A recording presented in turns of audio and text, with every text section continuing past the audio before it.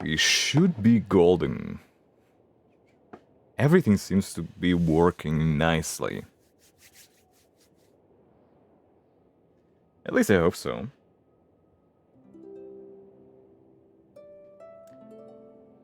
Up. Up, up, up, up, up.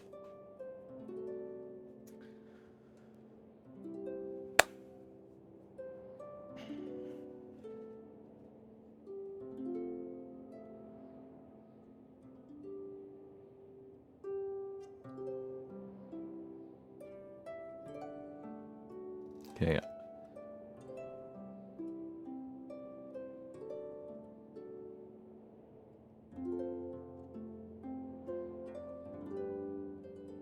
We're doing pretty fine.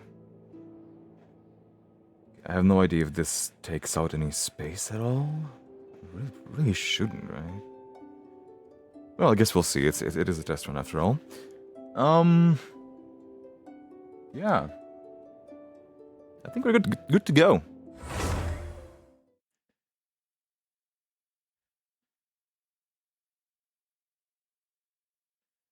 I don't know if I'm gonna wait for anyone to show up. I'm just gonna do my thing. At least for the VOD watchers.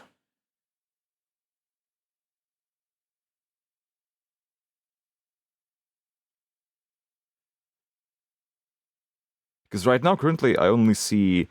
it says 1 viewers. And I don't know if that includes me. Because I think it does. I assume it does. Why is everyone dead? What happened? Oh, okay. Bit of lagging. I think I'm gonna have to lower something a bit. But that's okay, that's not important.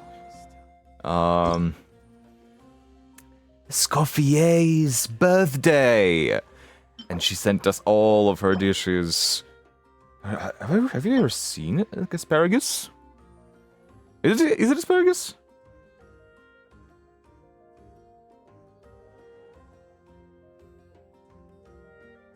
I got no idea, but look at the plating. Every time. What are these plates?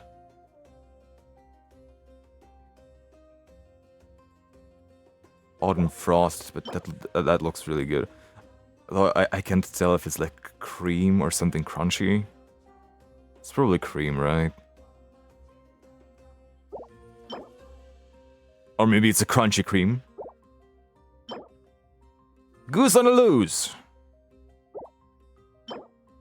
Gâteau de board. And this gilded hull.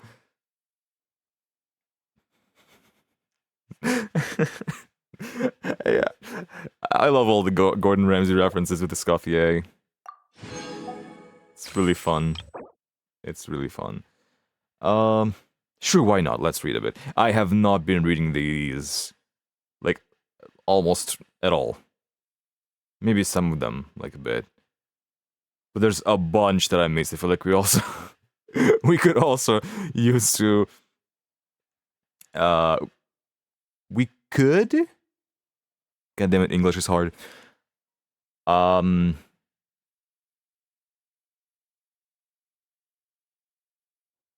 We could read a bunch of these at some point. Also, there's a limit? 1,000? That's it. That's when the Genshin's gonna end, guys. When the gift mailbox is gonna be full. We can delete these, yeah?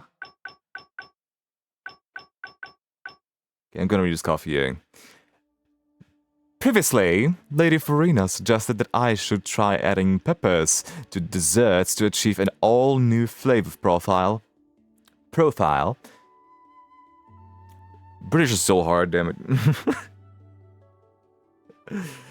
I want to learn British at some point. British accent.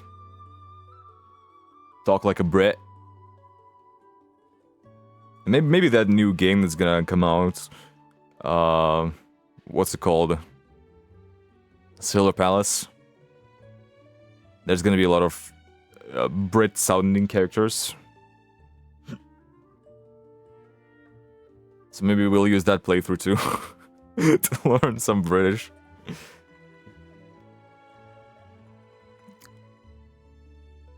Okay, adding peppers to desserts to achieve an all-new flavor profile. Peppers to desserts, that's from the Whirling Waltz event. I'm pleased to announce that after several attempts, I've successfully managed to extract a pepper flavoring compound that retains its original fragrance while toning down its fiery kick. It should go splendidly with a variety of dessert-making ingredients.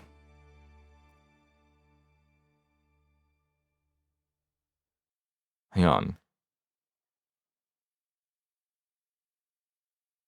Black pepper without a kick.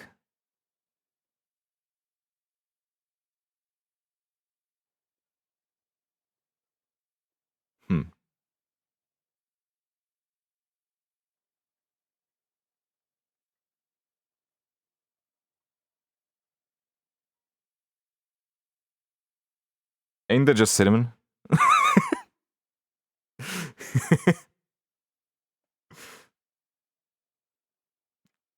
Kinda feels like it.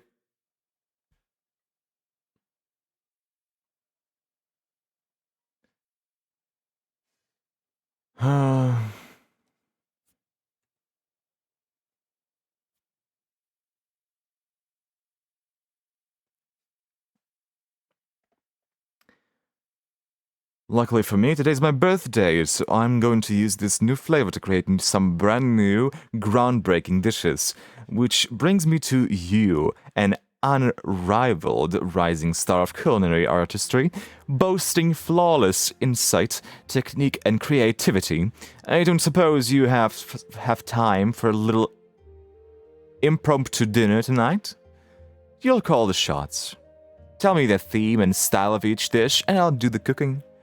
Just one condition. No matter how it turns out, we're finishing every last bite together. Say less. I feel like if we're gonna leave something on the plate, she's gonna take out her knife and turn into a yandere.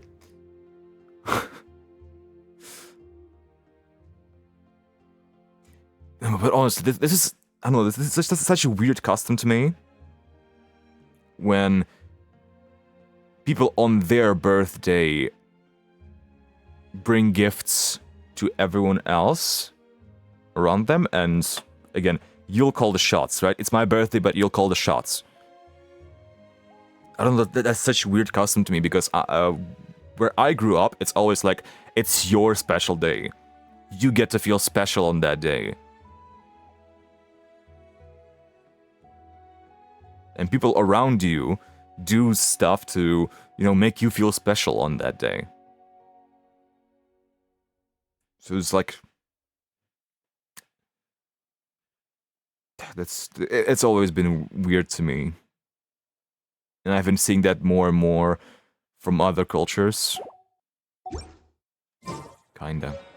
If you keep your eyes peeled and your mind engaged, you'll find there's always a new story nearby just waiting to be discovered. It feels really laggy while I'm streaming, so we are gonna lower the graphics a bit. Should help. Okay, why is it...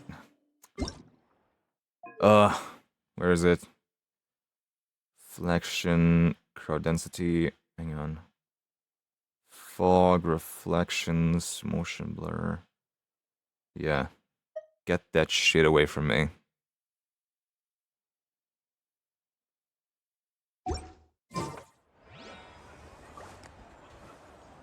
We do still get some lag.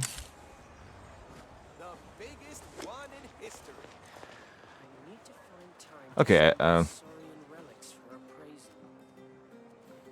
feel like I can...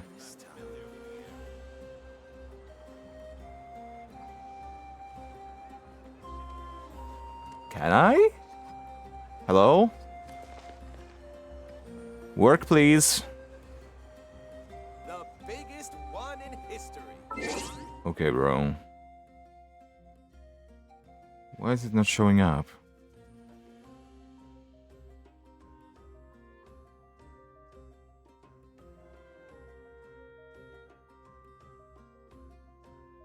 Oh, there we go.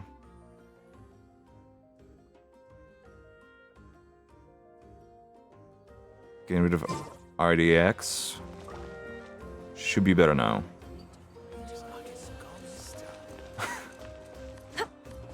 Okay, we're still experiencing some lag.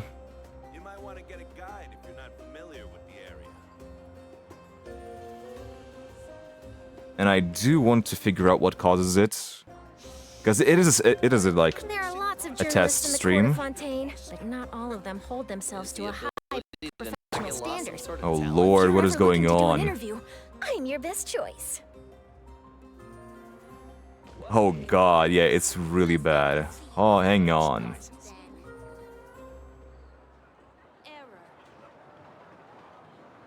You need to figure that shit out. Hold up. What's causing this memory? You'll interfere with the mixing process if you don't keep your voice down. It's really there's really a lot of memory consumption. Boring. Isn't there anything else more interesting to do? Genshin OPS. OBS. Damn it. You might want to get a guide. Okay, I know what's causing the issue. I have my editing software on. But like, I don't want to close it. Although, actually no, hold on. I think I can close it. As long as it's saved, the progress. Yeah, it definitely saved it.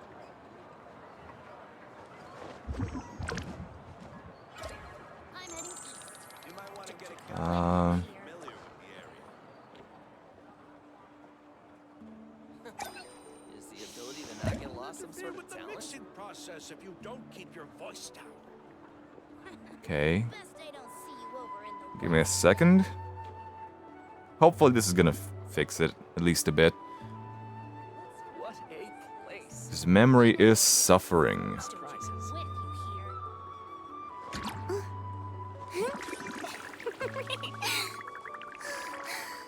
You might want to get a guide.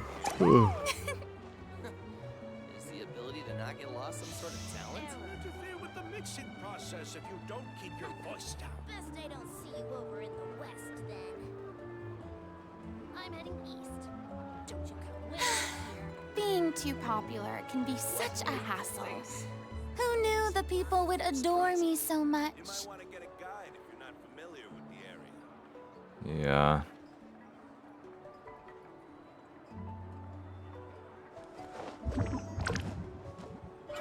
Okay. Best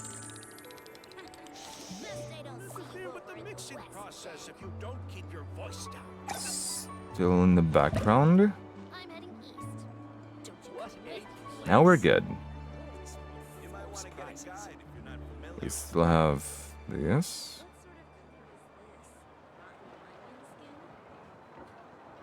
Hold up. I might be cooking. Is the ability to not get lost some sort of talent? Okay. Okay, we're much better now. 78%. Mixing process if you don't keep Okay. I'm heading east. Don't you come with you here. You might want to get a guide if Yeah. you're familiar with the area. Yeah, we're much better now. Right as I said.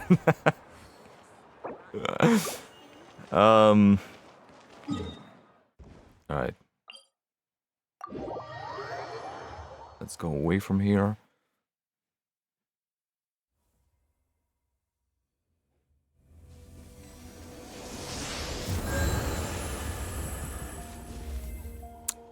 Nope. It's still laggy.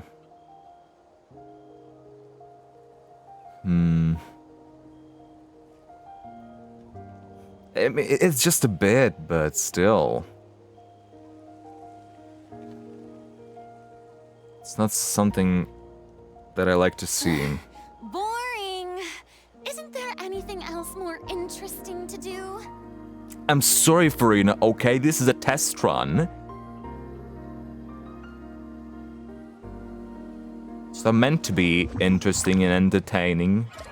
Actually, no, it meant. We have some stuff to do today. Which is gonna be pretty fun. 71% now. Memory.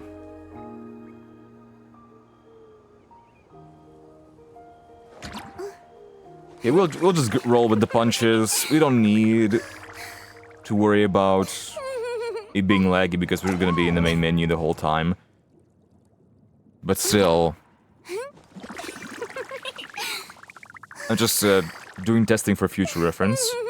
I don't want to deal with this when there's deadline and we have like little time to spare.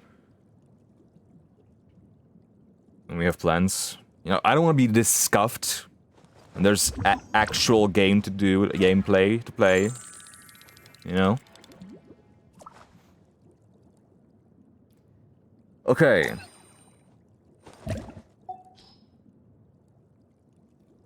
We've got a roaster.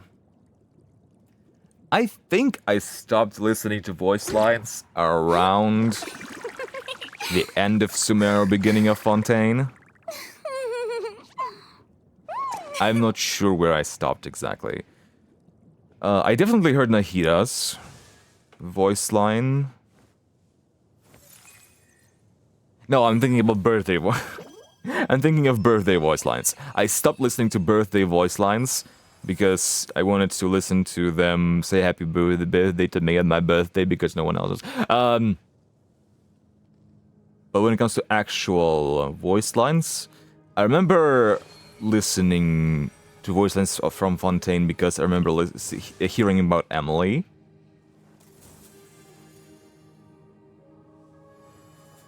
That I do remember. I don't think I heard her voice lines, so we might start with her. But I also don't think I remember hearing Cloran's.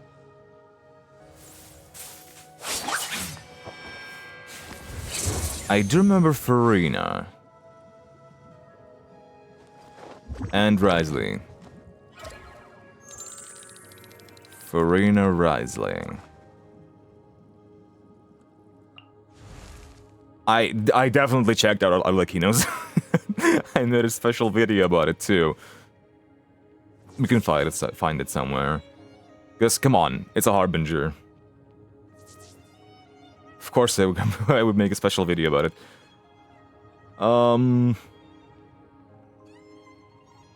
I don't think I listened to Chevrus's voice lines either. Chevrus's. Why is Maui cannot start? What? Get back there. Also, Roron. Okay. I've not listened to Kave's voice lines. Where's my key? Not again.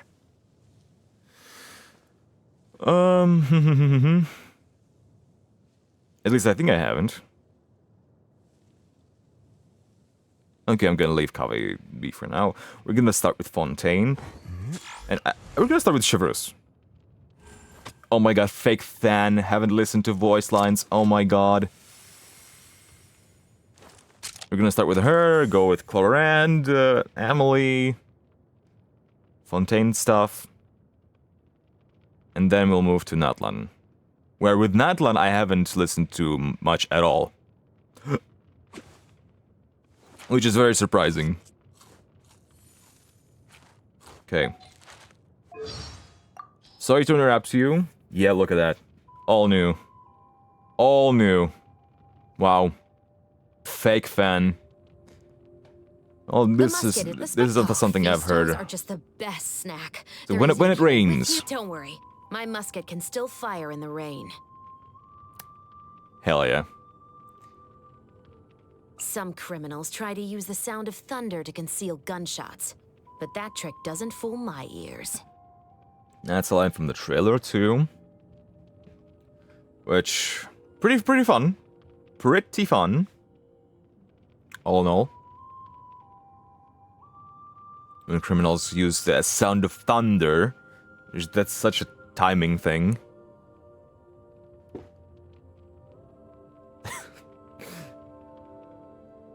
Like, how calculative you must be to count how much time is passed before between the lightning strike and the sound coming your way, so you can prepare your gunshot for the next one.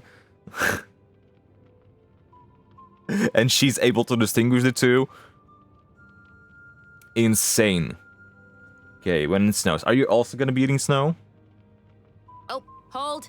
I need to service my musket before the mechanism freezes. Oh, hold.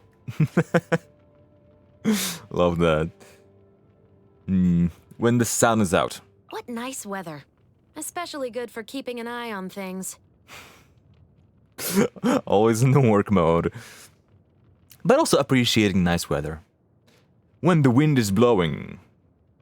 With this wind, I'm afraid even my bullets might get blown off their mark.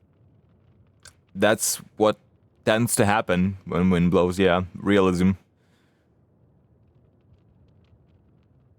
The bullet is not going always in the direction you want it to go. In the desert. The sheer vastness of the desert is perfect for keeping certain things buried and out of sight. I was expecting her to say something like the sand getting in her musket. Because, it's... When you're in such environments, be it desert or somewhere with a lot of dust or mud, weapons tend to get a lot of dirt on them. And you have to clean them very thoroughly. Good morning! Good morning. I was just about to do a few rounds of strength training. Do you want to join? Nope, thank you. I would rather spend my time in bed. Afternoon? Do you want to grab some food with me at the Special Patrol's mess hall? The food there really fills the stomach. Mess hall? Is that what they call like a dining hall? A mess?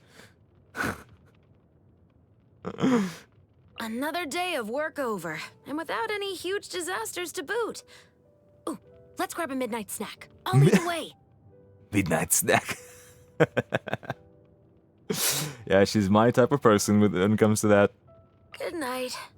I'm also going to turn in soon. I really hope nothing too serious happens while I'm asleep. Yeah, she must have a very strict schedule, like go to bed at this hour, wake up at that hour specifically.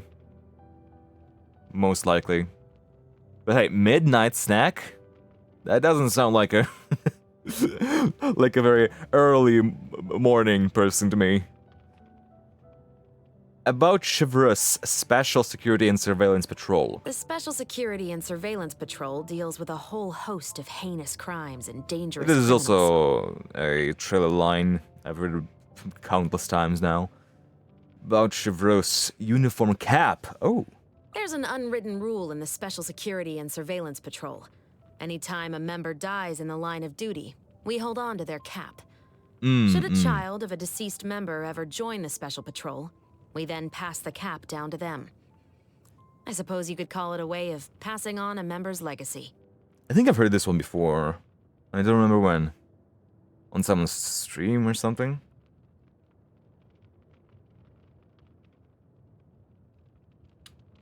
Yeah.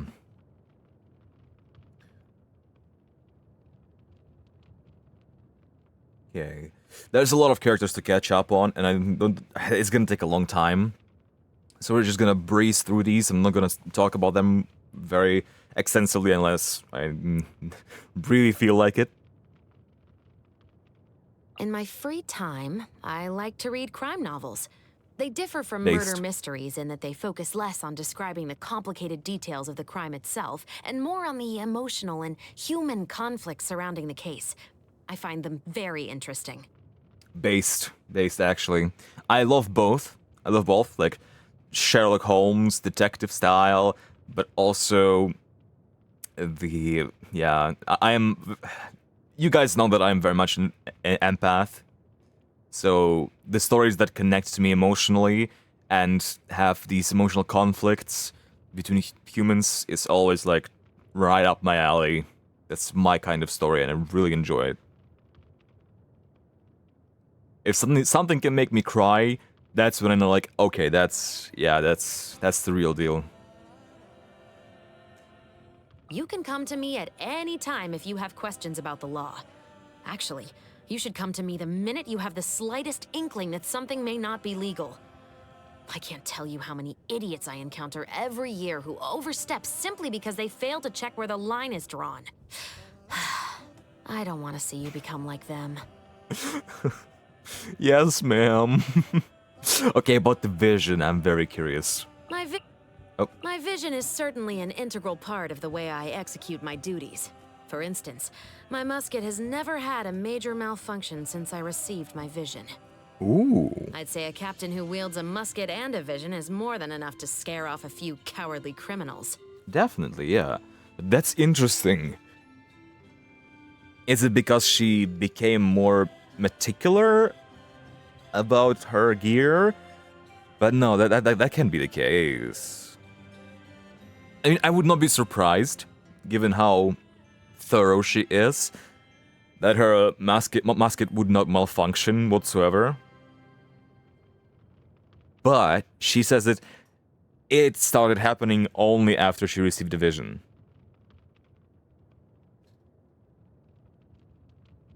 So is it because of elemental powers? Huh. Because most of the guns in Fontaine are not elementally infused.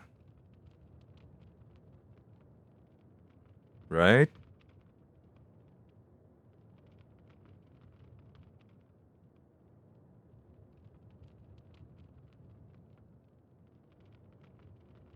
So maybe because the gun is elementally infused, has elemental power flowing through it, that it prevents it from jamming, malfunctioning?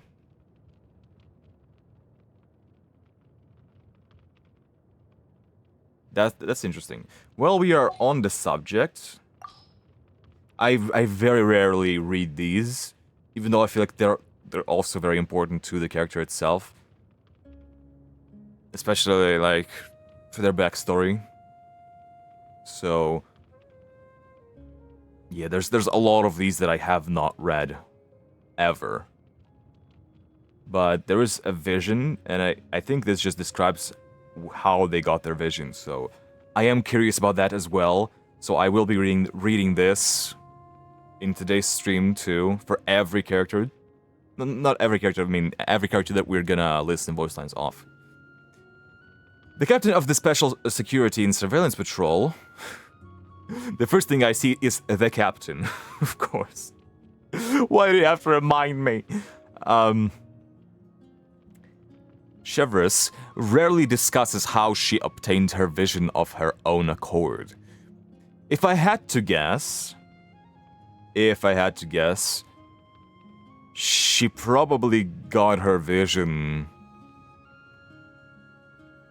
when she was practically drowning in the cold river. Maybe either that or once she got out of the river. Because I don't think that the pyrovision would appear after she realized that her father would not return.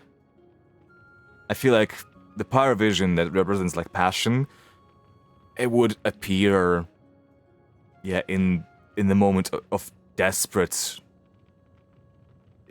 in a desperate moment when she feels the desire that she wants to live. That no one's gonna save her and she has to take her fate into her own hands. So either potentially she received the vision in the water when she was drowning, or when she learned how to swim and like survived that cold water.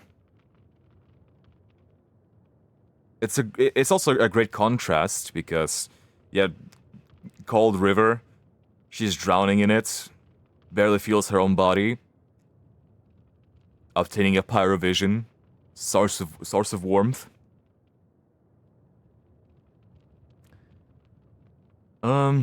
To others, she says the reason is because the authority and prestige of the Special Patrol comes from the law and justice.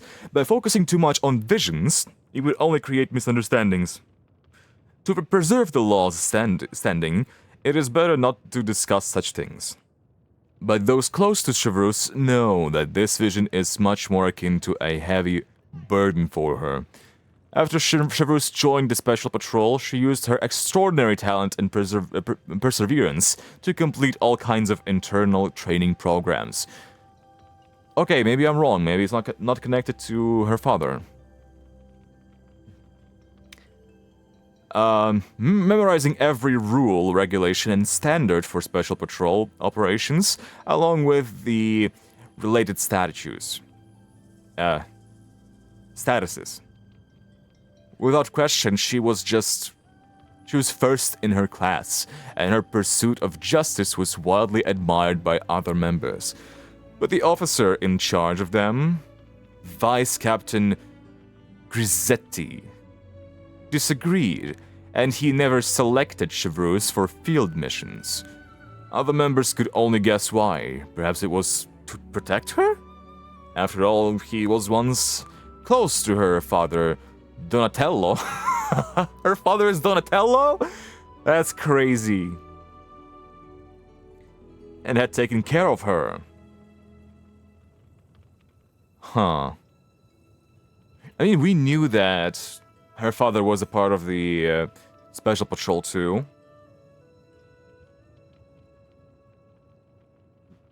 Hydrating.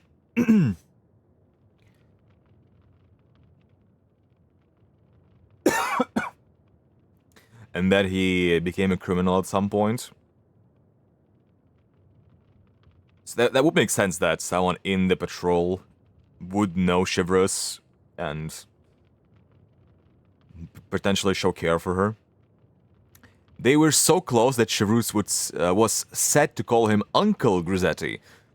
Or maybe he was planning to groom her to take on some particularly important job. Chevreuse didn't think about such complicated matters. After the sixth time she was excluded from a mission, she could bear it no longer and finally asked the usually amiable Uncle Grisetti why he never chose her for field work. "I'm not ready," came the reply. "Fix your conception of justice first, Chevreuse. If your understanding of it is limited to an eye for an eye and a tooth for a tooth, then it will be best for you to leave this place. This is not some lynching site. This is where the voice of justice must ring true." Huh.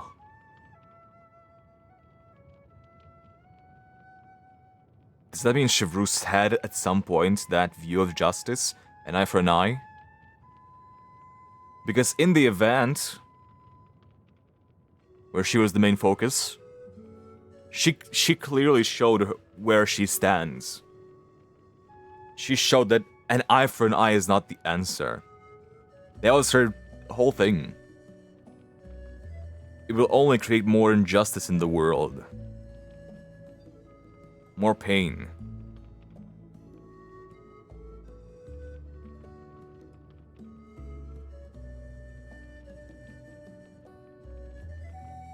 Actually, I just realized that I'm not sure if my sound is recording. I did not check. Okay, hang on. Maybe I can check it.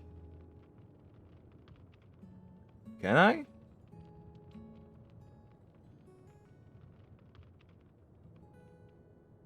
Hello?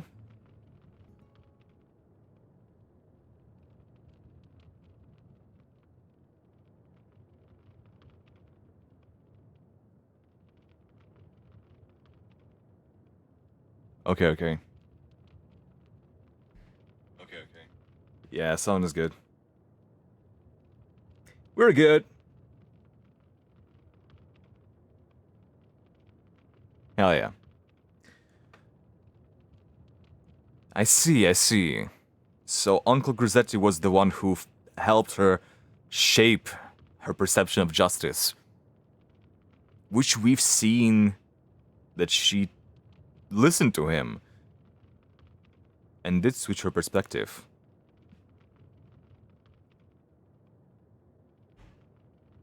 That would be very interesting to know before we got to see that side of her. That would be like character development moment. At the time, Chevreuse had not yet grasped this, nor did she even know just when she would be ready. Perhaps she would spend her entire life trying to understand, or perhaps she would have to be ready the very next second. Soon, Grisetti found himself short-handed during an urgent mission hunting down a gang of notorious criminals. With no choice but to call on Chevreuse, he repeatedly warned her to stay close, follow orders, and not act without permission. And then it was the time to move out, and the various members filed out into the howling tempest to close off every possible route the gang of criminals could take. Chevreuse and Grisetti concealed themselves behind some shrubbery, but the criminals did not appear.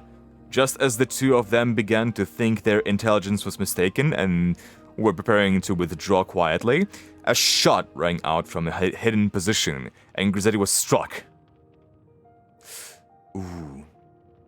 Chevreuse counterattacked nearby instantly, using the muzzle flash in the darkness to sight the criminal's position before hitting them with a single pierce bullet. Damn! But Uncle Grisetti had already sunk into eternal silence.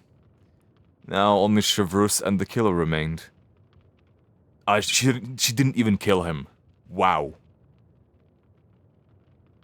The howling wind and torrential downpour would conceal the sound of another gunshot, and the Special Patrol, they might not inquire too closely in the case of how this fiend who had murdered one of their colleagues had been shot dead.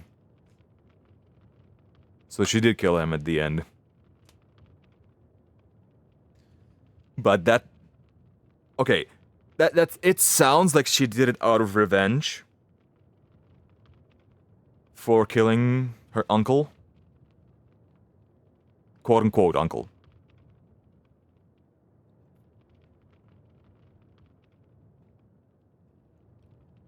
But it doesn't explain where she shoot him first, and if he still had the ability to use the gun. So killing him still could have been self-defense.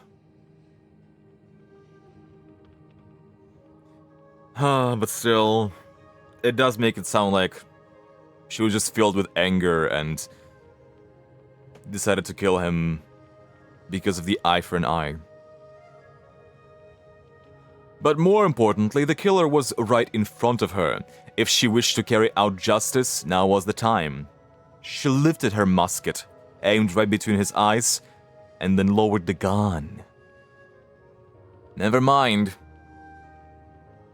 I completely misunderstood what they meant. I see. The Special Security and Surveillance Patrol speaks only in the name of justice, and true justice can only be decided by the courts. Perhaps this was what it meant to be ready to become a member of the Special Patrol. This is the Court of Fontaine Special Security and Surveillance Patrol. You are under arrest. No sooner had she finished speaking than the killer began to hobble away, seeking to flee without the slightest hesitation. With the crack of a musket, the man was struck squarely in his right leg. He cried out in agony and cursing as he rolled on the ground, finally coming to a stop before the feet of the other patrol members, who had rushed over. The justice of the law is meted out by the courts, but as for Chevreuse' own personal justice, that is carried out by her alone. As Chevreuse finally completely lowered her musket, she had yet to notice a vision was now hanging from the stock. In the lashing wind and rain, its glow was not readily apparent, but much like justice, yet to be revealed, pale and dark. Whew, I see. Okay. So it had less to do with her survival instincts and more with her moral.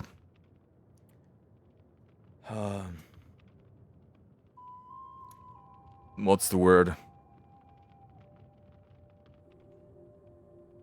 Blanking.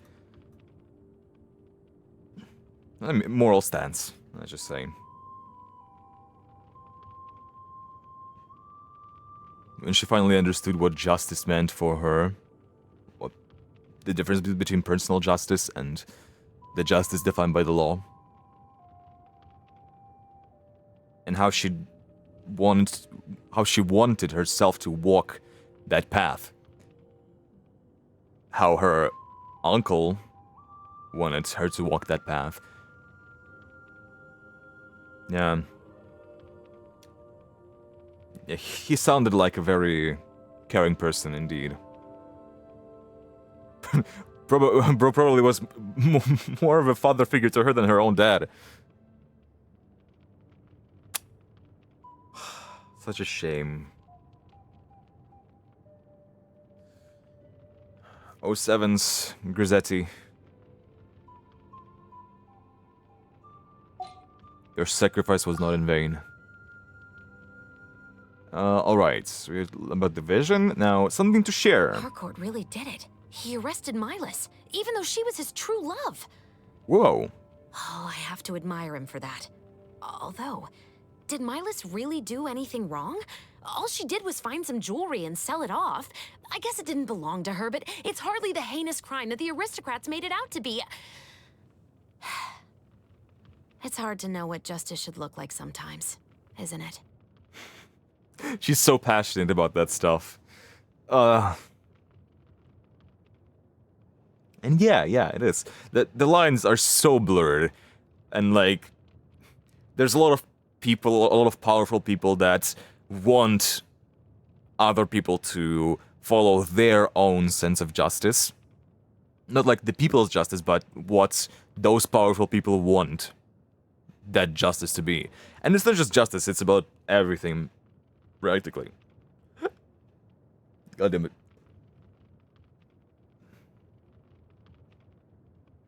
They want to shape that line for people to follow because it's more convenient for them.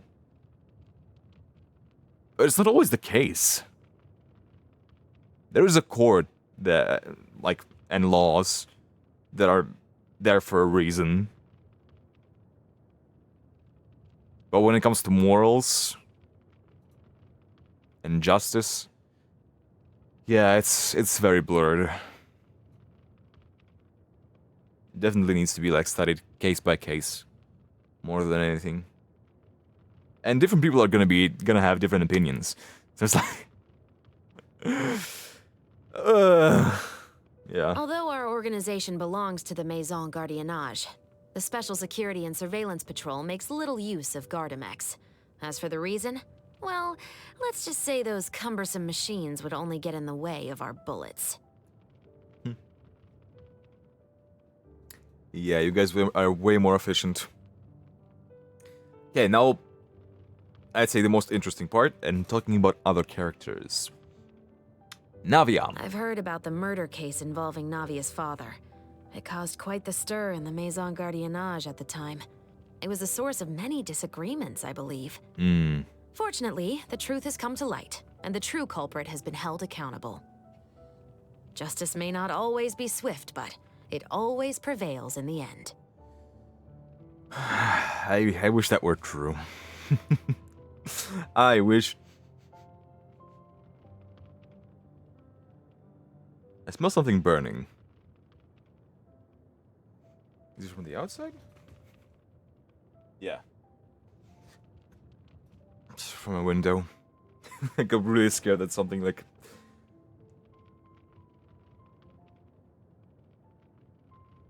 Some of my setup was burning. Whew! That was a close one. Yeah. I wish that were the case. That it always prevails in the end. But unfortunately, we live in the real world, where that doesn't work. And yeah, again, Callus's case is also one that has the line of justice blurred. And even Nicolette was talking about it. What is justice? What is justice anyway? Something they thought was justifiable ended up being completely wrong. And Callus's actions were the real justice in that scenario. So it's, as always, extremely blurred. And yeah, I do believe I think I heard some of these, if not all of them, but I don't remember them at this point, so...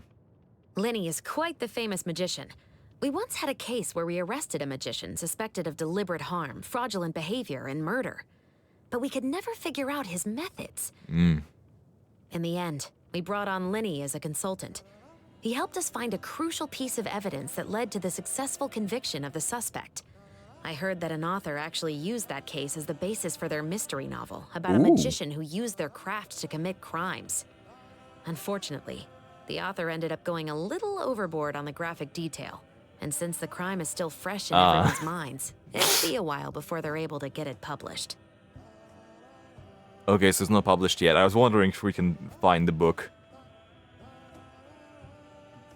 Or not. Seems like we won't. Yeah, but that's very interesting.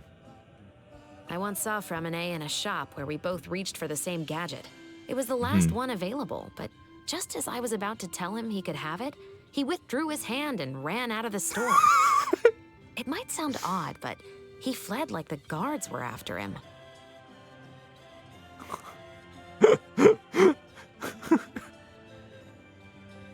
Okay, I definitely have not heard this one before. That sounds so funny. It actually could be the case because he works for the House of the Hearth, and they do some dubious, dubious stuff there.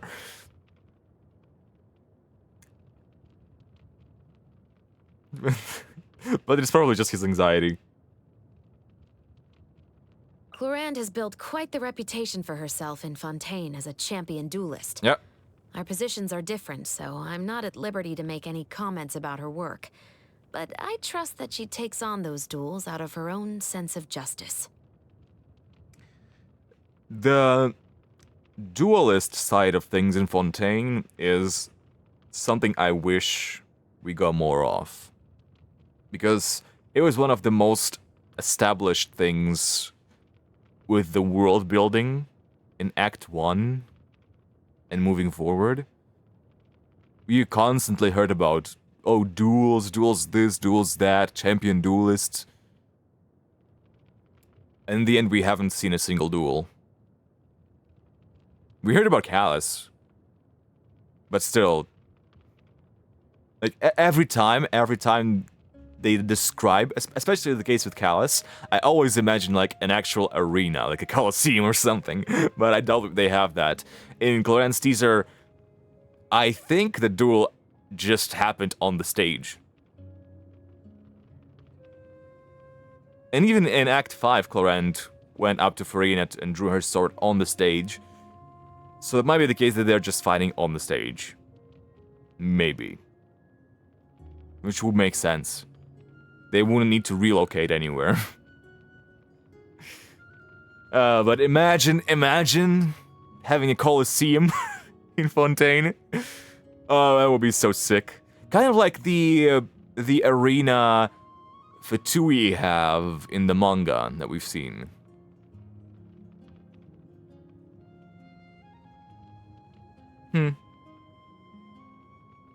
But that place is much darker than what I imagined. The work Risley does is highly effective.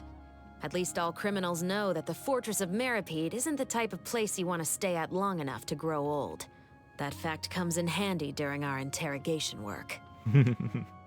That's cool, that's cool. She respects Risley because his name has weight. His name and actions, the thing he built around, well, that he maintained the reputation of that place for her to use to make criminals fear. Which is pretty funny. Emily is a good friend. Her expert knowledge of chemistry has been a great help to me many times when analyzing evidence or tracking down a killer. She helps us discover information that no one else can see, like what type of perfume a suspect wore or what type of flowers they sent as a gift. She can even determine the places they've been, right down to the very dirt they've stepped in. Plus, she's never been wrong. I feel like I've heard this one before, because I've paid close attention to Emily as a character. I've listened to people's voice lines about Emily. Because I remember seeing her concept design, or what was considered to be her concept design, and I really fell in love with it.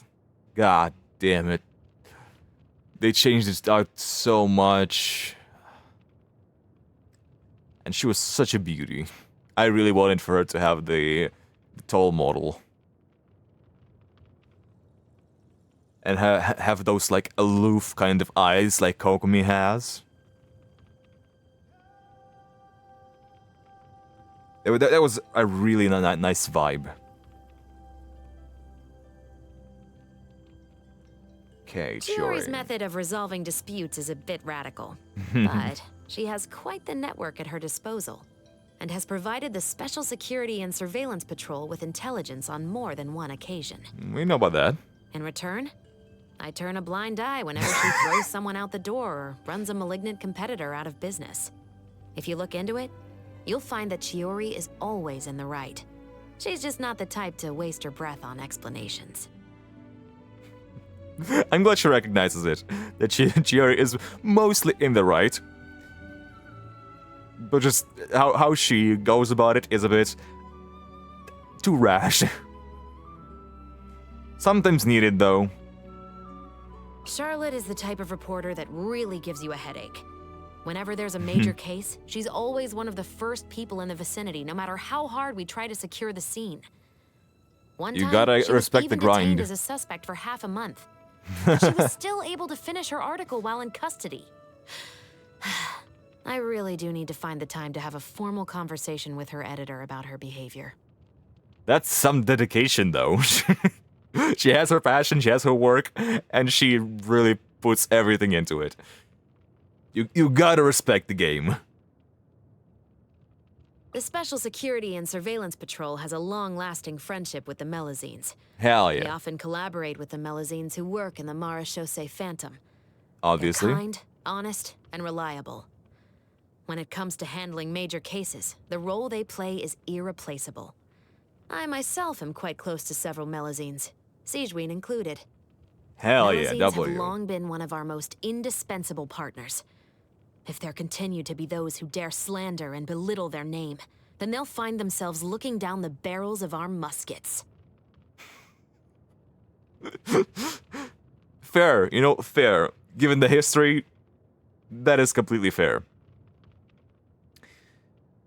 And now that she says it, like, she described them as kind, honest, and reliable.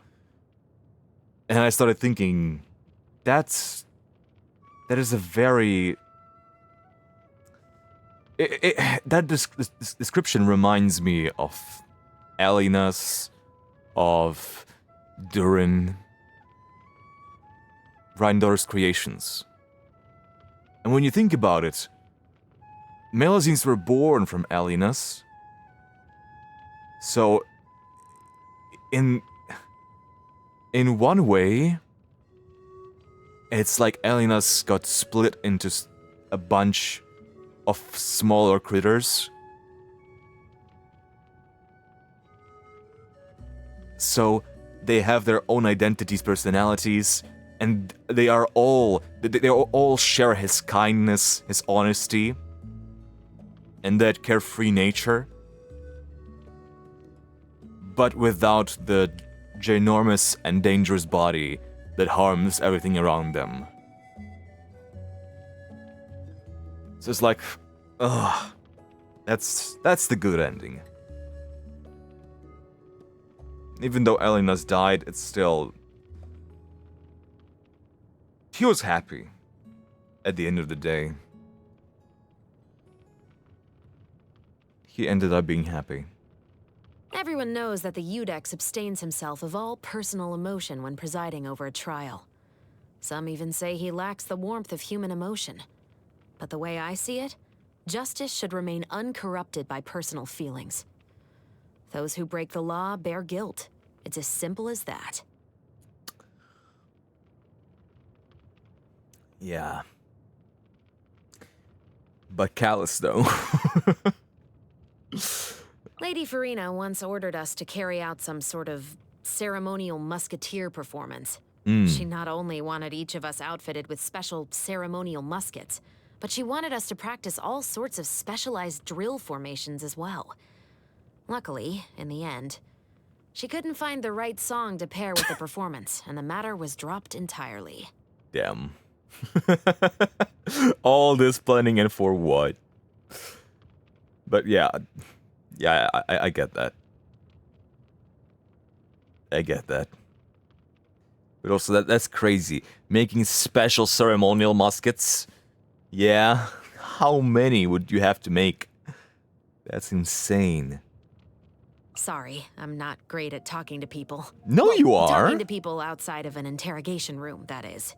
If there's anything you want to know, But- please just ask. Bro. You're one of the chillest people I ever seen in this game. What are you talking about?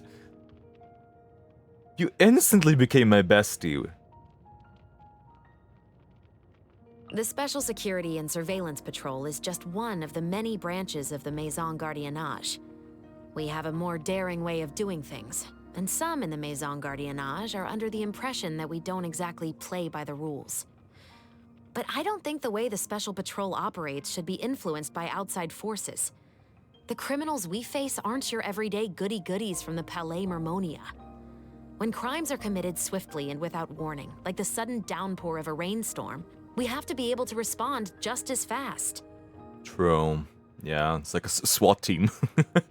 The criminals I encounter aren't all cold-blooded killers and heartless villains. Most of them start off by making a small mistake, but are too afraid to own up to it. In their efforts to make up for it in secret, they end up getting sucked into a whirlpool of lies. Before they know it, they're in over their heads, and they're forced down the path of a criminal despite the best of intentions. There's this line by my favorite playwright that goes, "Lies are the soil in which the seeds of crime are sown." But he was arrested for plagiarism a few years later. Talk about dramatic irony, I suppose. Lamau. After my father was imprisoned, I was labeled a crook's daughter. Growing up in Fleuve Cendre, I saw firsthand how many corners of Fontaine remained shrouded in shadow.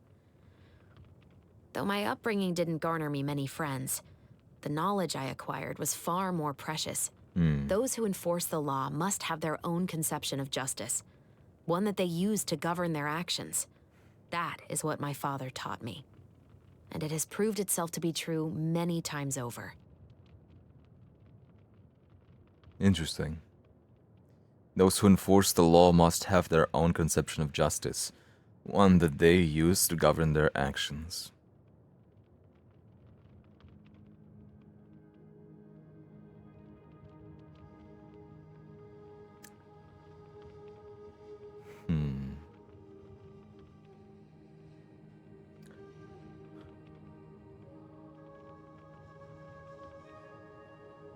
Yeah, I would not be able to live such a life. I'm lonely enough as it is. So...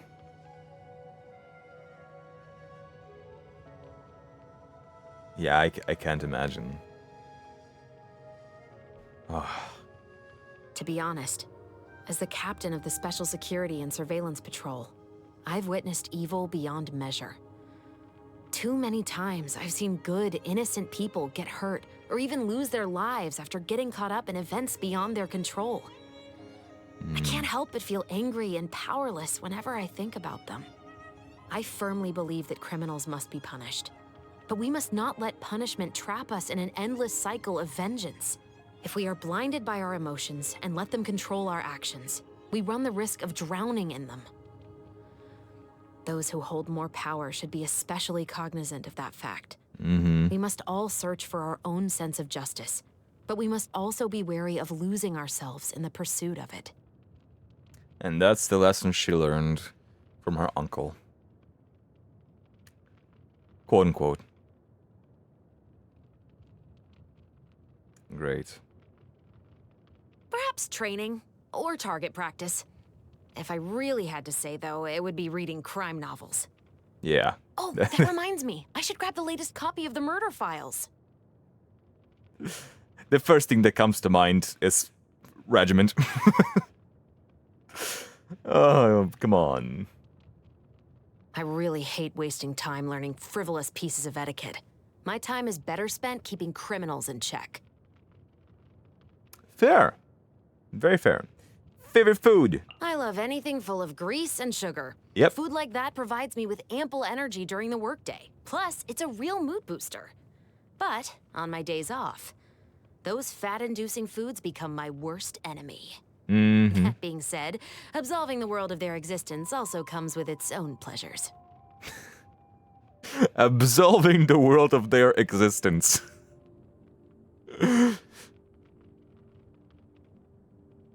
You could interpret that in multiple ways. Ugh, I can't really handle eating raw food. If I'm gonna eat it, then it has to be fully cooked. That's interesting. Okay. Not a fan of sushi. I don't know why, like, in recent years, people became so obsessed with raw food. Maybe because the condition of the animals is now more healthy. They don't have this much parasites in them that we have to worry about us getting sick. They're still pretty dangerous. Salmonella and all that. But, like, I can understand raw fish. It's tasty. Salmon, tuna, whatever. Then we get to the territory of steaks. Well done. Medium rare. Rare.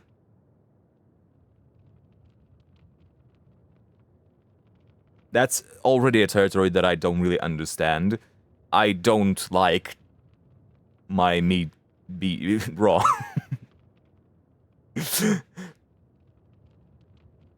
Even if it's like in the middle and it's juicy and stuff. We can compensate with sauce to make it more juicy. And I don't mean ketchup or something like that. I mean like actual sauce made from juices of the meat. But I don't know, like raw beef is already kind of like iffy for me, even though it's very popular. But then there's raw chicken. Which is just neither here nor there. I really don't understand the obsession. The only thing I understand is raw meat, raw fish. Raw meat is not my thing. It's delicious. But it seems I've already had a few bites too many. I'll have to work it off with extra training. She sounds so delighted. Oh my god.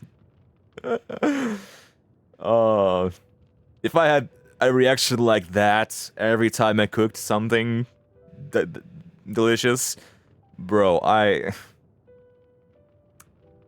would cook for her every time. No questions asked. Like, It's delicious. do you hear that? But it seems I've already had a few bites too many. I'll have to work it off with extra training. Bro, that's so encouraging, is it not?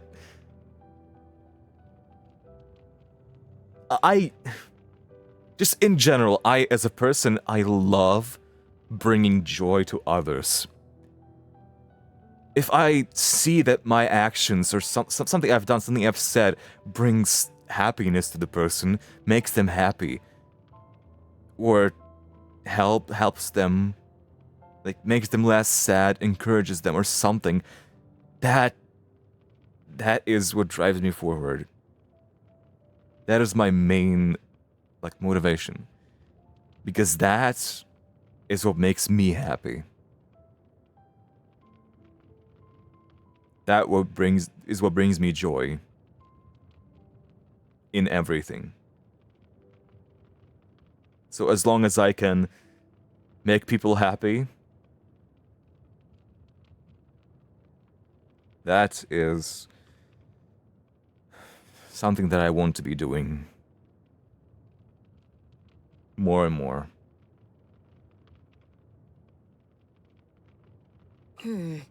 Much better than what we get in the Special Patrol's mess hall. Straight and to the point. It's filling, but doesn't leave you wanting more. An excellent dish in my book. Oh. Oh. She didn't even feel the need to say anything bad about it. She's like, yeah, it's good enough. It's filling. And of course, people like her that are used to like having rations, it's something, you know, it gets its job done.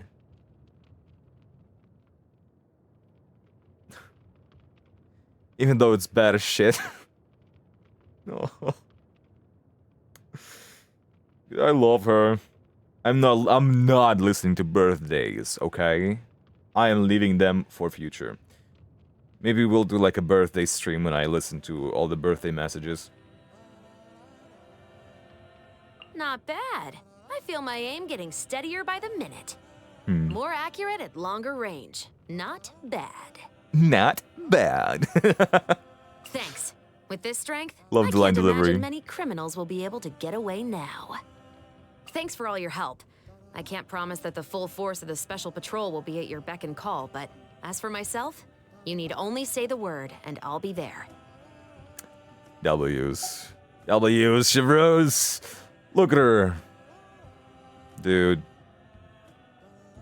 Just the more I look at her model, the better she looks.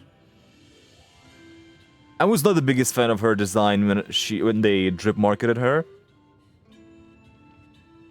on the 2D art, but the 3D model is so great. Brother. So amazing.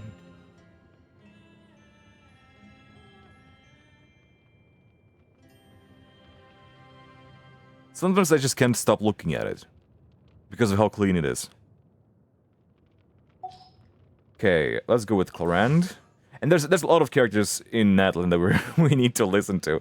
Like, okay, obviously Mawika, we have Kinich, we have Varesa, Chaska, and Jelonin.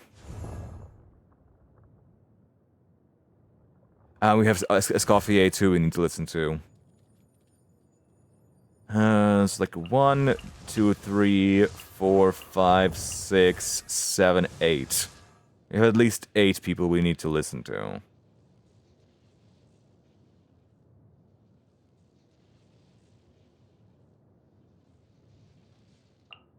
Also Aoife.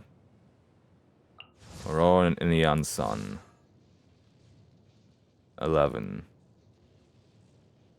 Lots of Kachina. Kachina too. Yeah, it's a lot. We are definitely not gonna listen to all of them, but at the very least I want to hear their voice lines about other people. So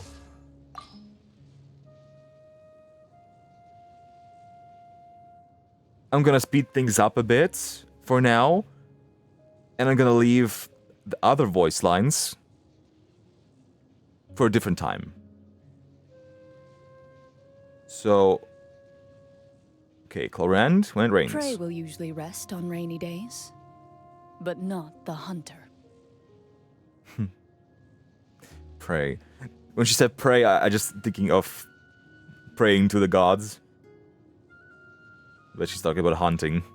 The battle between wind and rain appears to have reached its end. The battle between wind and rain. Interesting description. Hopefully, that was the sound of one more villain being removed from the world. That's crazy. Lightning strikes is like, oh, I hope somebody died there. That's savage. What?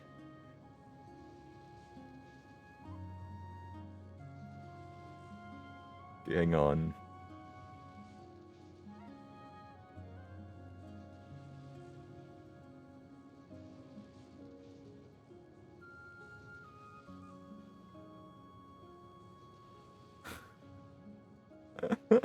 That's hilarious. This is a new sight for me. A rather bleak one, I must say. But very shiny. Very white. I have never missed Fontaine so much in all my life. They all hate the desert. That's crazy.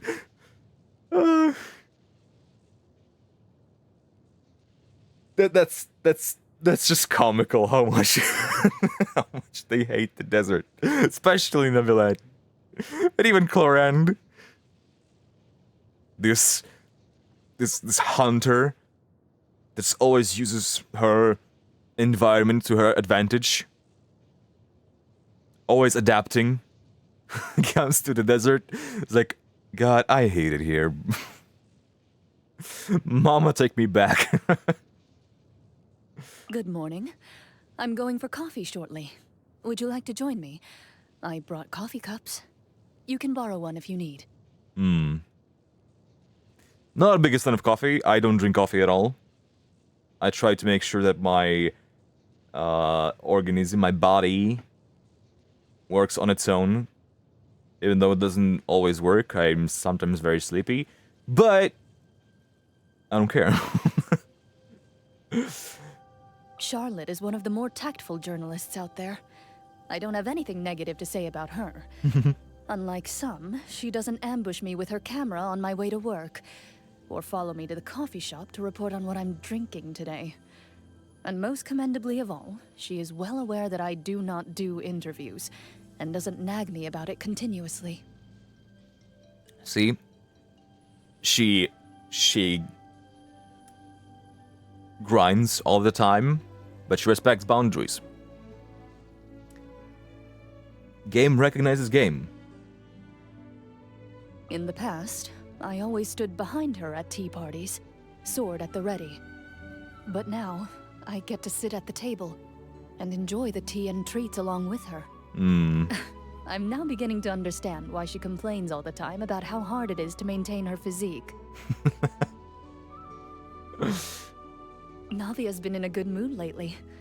It seems like every other day she's asking me to join her at Tabletop Troupe for a new script. The story is always so different.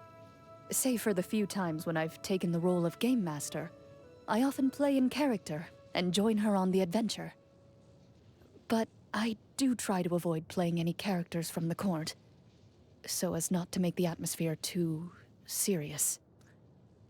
I mean, some might say that it would be very immersive. No one is in any doubt as to the Eudex's authority. He always delivers a fair verdict. And when necessary, I will reiterate the fairness of this verdict with my sword. And a gun. Ah, yes, Captain Chevrus. That's a name I've heard before. She's been landed with lawsuits on several occasions after being accused of using excessive force when arresting culprits. Oh god. She refuted the allegations just as forcefully during her testimony, leaving the plaintiff speechless. I think she's outstanding.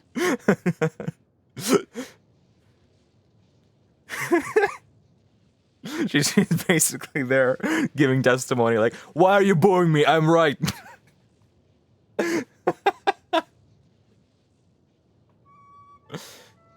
I have to applaud the great magician for the level of professionalism he displays in his craft. If I ever have the time, I would very much like to enjoy one of his shows as a regular audience member. One day, I received a parcel containing a miniature mechanical toy and a thank you card. Aw. The toy was exquisitely made. I must thank Mr. Fremine in person when I get the opportunity. The opportunity may be hard to come by, you Yep. say? Very well. Then I too shall write a thank you card. Please pass it on to him for me. If you feel like it. I've bought clothes from her store before. They're good quality. Hell yeah. But most of the time, I prefer to wear my work uniform. Partly because it serves to clearly communicate my identity, and partly because I like things that are familiar. Just like my sword, this uniform is familiar and functional. I have no desire to change it. Okay, brother. What is this?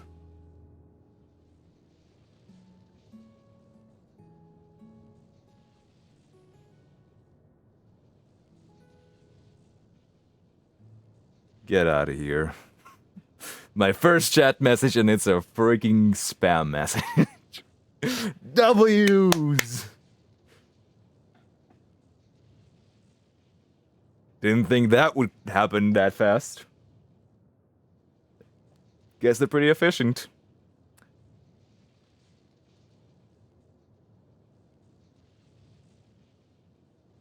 Okay. So.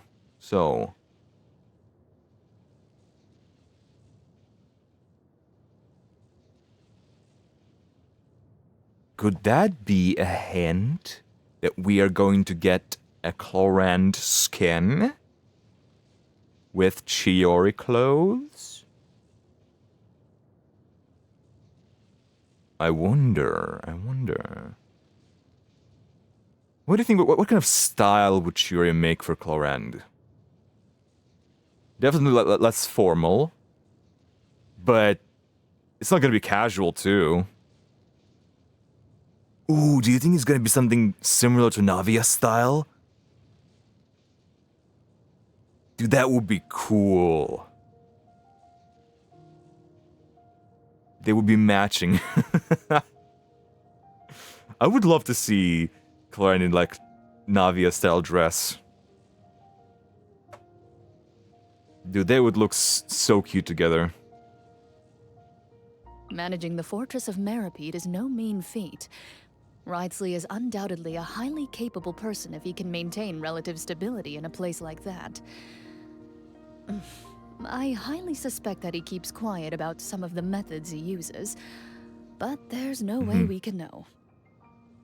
Yeah, and you can do nothing about it. Miss Sigewinne is an excellent nurse, equally adept at treating the injured and comforting the distressed. I'm sure that her kind and loving nature brings out what little good there may be, even in the vilest offenders of the fortress of Meripede. And maybe that just might serve as enough of a motivation for them to change their ways. That is a good point. When you have such a person that brings positivity and sees positivity in you, it does make you feel like you want to change. At least, like, from my experience. I cannot speak for everyone. But yeah, Siegrin is definitely a very welcome addition to the Fortress of Meripede for criminals to change their ways. I've heard that she's a perfumer. I've also heard a little about her true profession. I saw her out on the street once. She was stroking a little dog and had a gentle smile on her face. We nodded hang at each on. other, then each went our separate ways. That kind of reminded me of her demo. Because in that demo we saw, at the end of that demo, we saw Cloren with Navia, I think? They were there. And Emily was there with a dog and like a leaf, I think. Stroking it. That sounded weird. Hold up. Let's move on. About the vision. After I received my vision, the amount of people surrendering to me in duels went up substantially. I can imagine. Some duelists even think I use it as an intimidation tactic.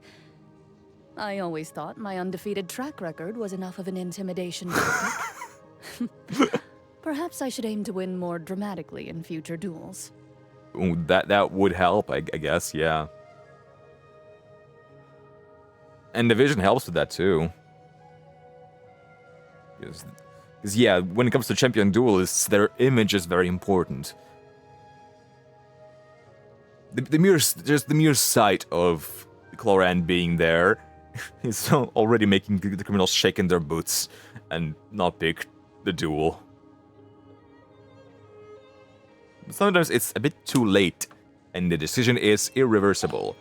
Well, we're still here. Let's read her vision too, because this is very interesting to me. I have always been interested in visions in Genshin. Like, one of the very few things that have been my main source of interest at the beginning of the game, when it came to the story, before I really got into it. First, it was visions, and the fact that people were able to use two elements at the same time.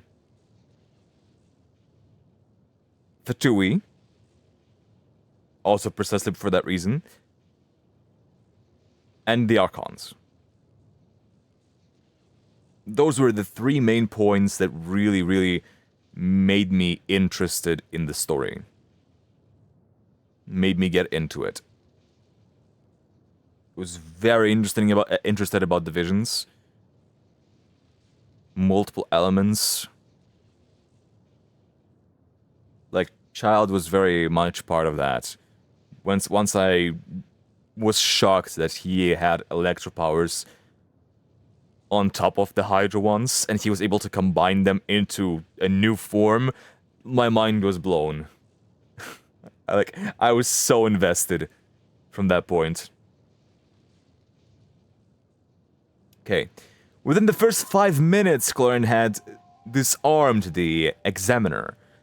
At first, he simply looked like his patience was wearing thin. But now, all that was left with was shock. It wasn't long after before she'd left the three other duelists, who had rushed down upon hearing the news, speechless in the dueling ring.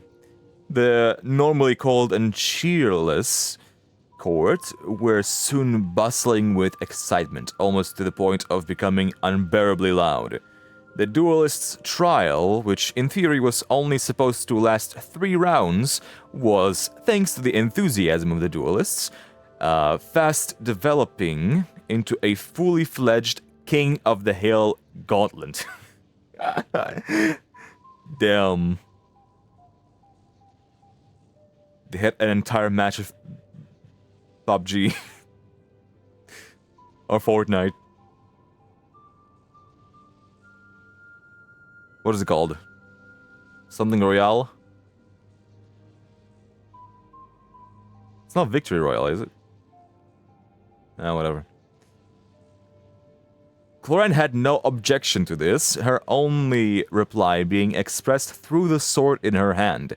From start to finish, there wasn't a single moment where it seemed to flag or lose its edge.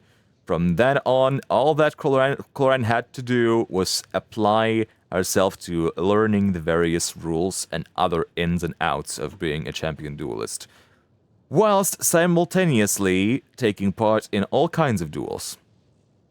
Though Clorinde's reputation of being undefeatable soon became known by all, and many of her opponents would rather surrender immediately than face her, she still wasn't an official champion duelist. Your swordsmanship may well be flawless, but be that as it may, fighting a duel isn't always so simple, said those veteran champion duelists. You'll also need to undergo a special, or shall we say, less one-dimensional combat challenge to prove that you're up to the job. Though Clorinde didn't understand what this meant at the time, several days later she was forced to take part in the first truly challenging fight of her life.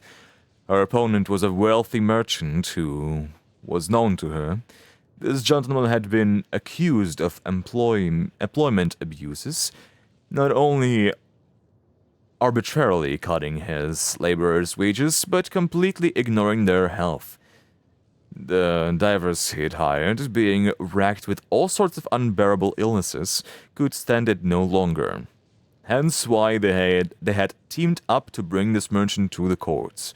And the verdict had already been pronounced.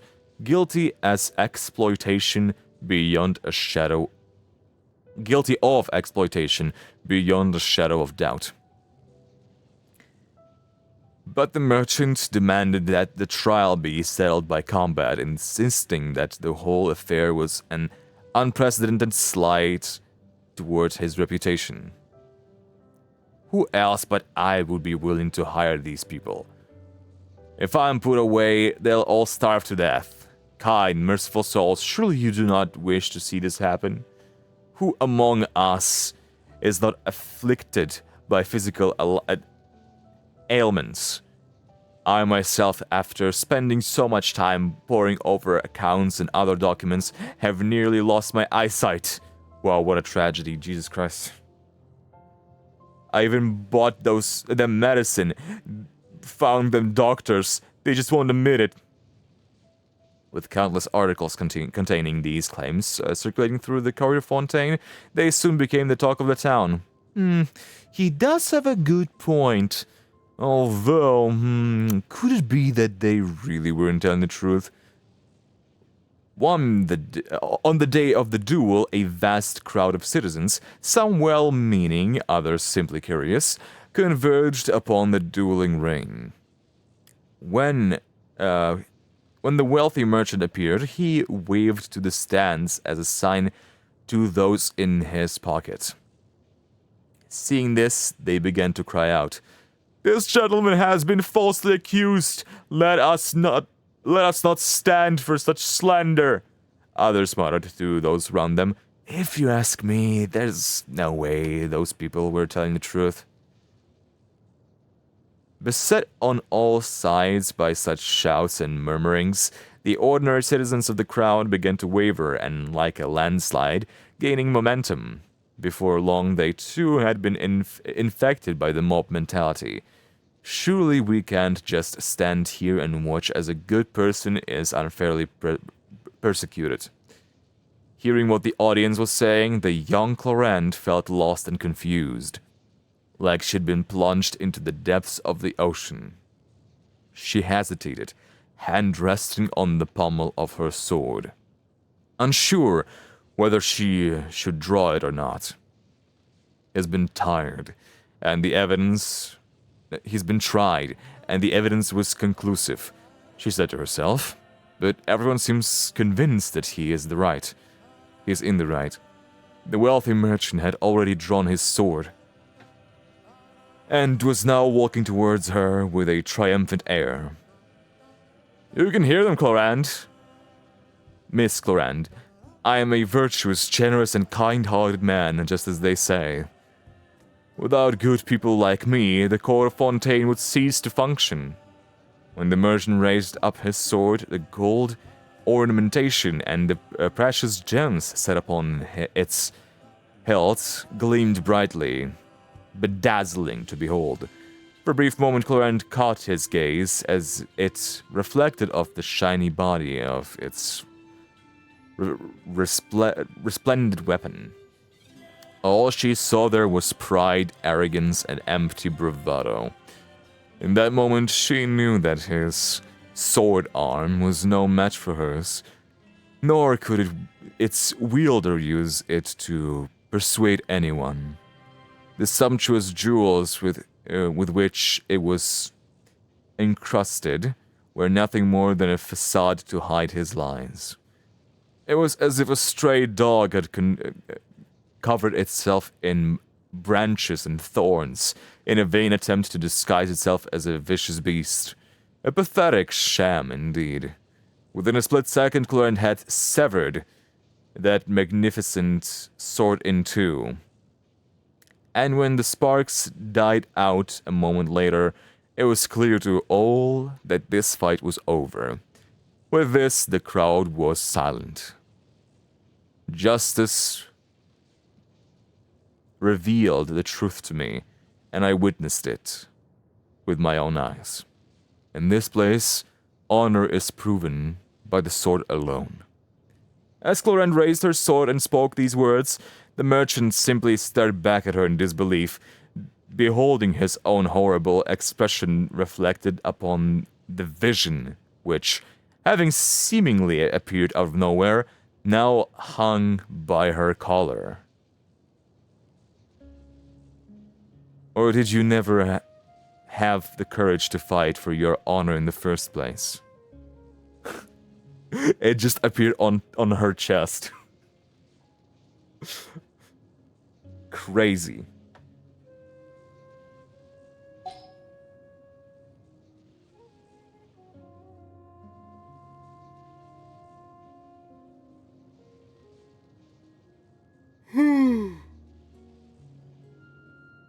All right.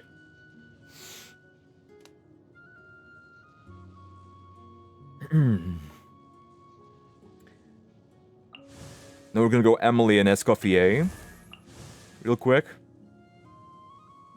And then we'll start with the Natlan characters. Bum. And Rain Rains. can be quite troublesome sometimes. It washes too many things away. That's true. When lightning strikes, it always leaves behind a unique scent in the air. Burnt? What?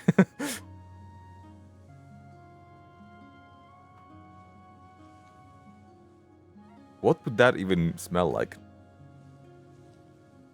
What an extraordinary environment. I'd imagine there are many precious materials to be found here.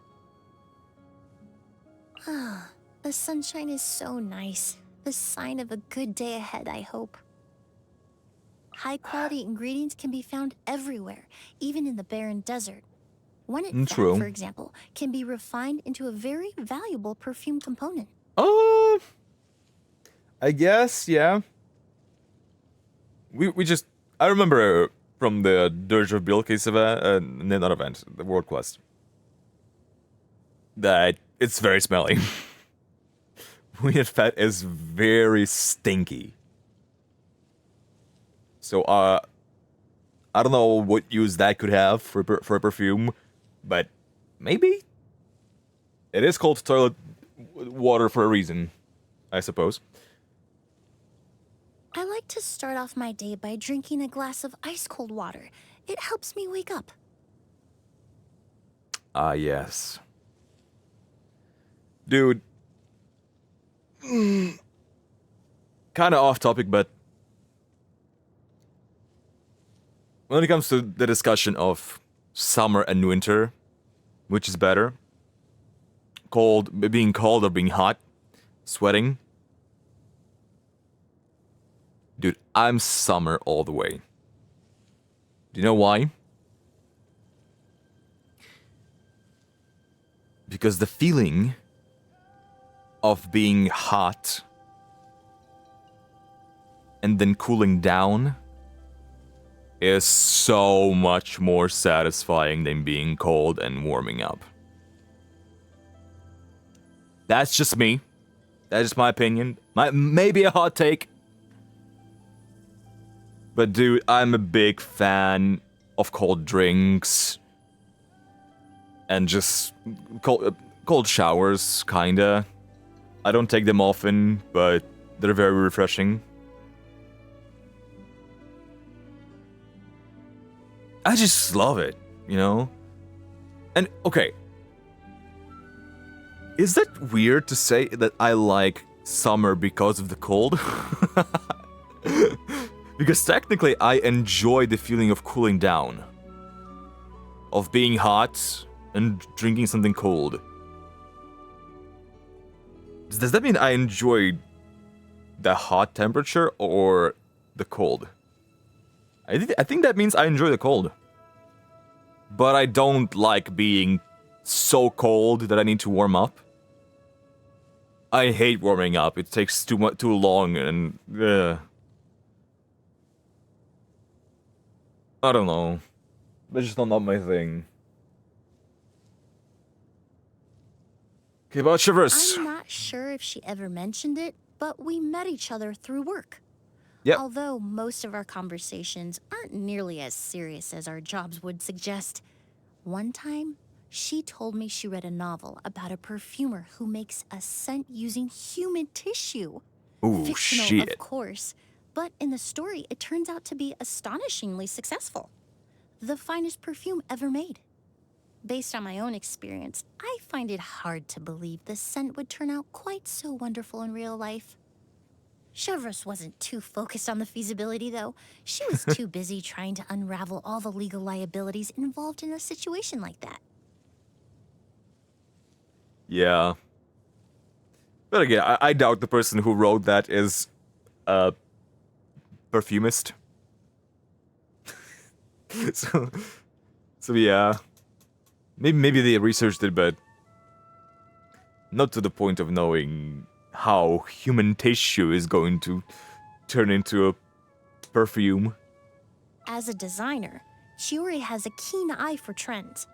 Although we deal in completely different products, I still enjoy listening to her talk about the creative thought process behind her designs. Not to mention, she has a pretty good eye when it comes to perfume.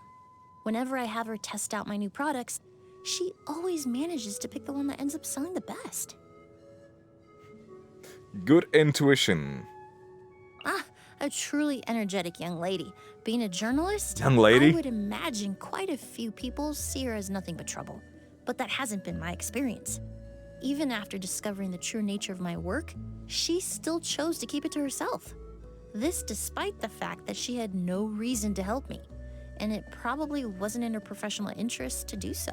So, I have quite a high opinion of her. If she ever needed my help, I would certainly not refuse. That's nice. I love the respect they have for her. Because she deserves it.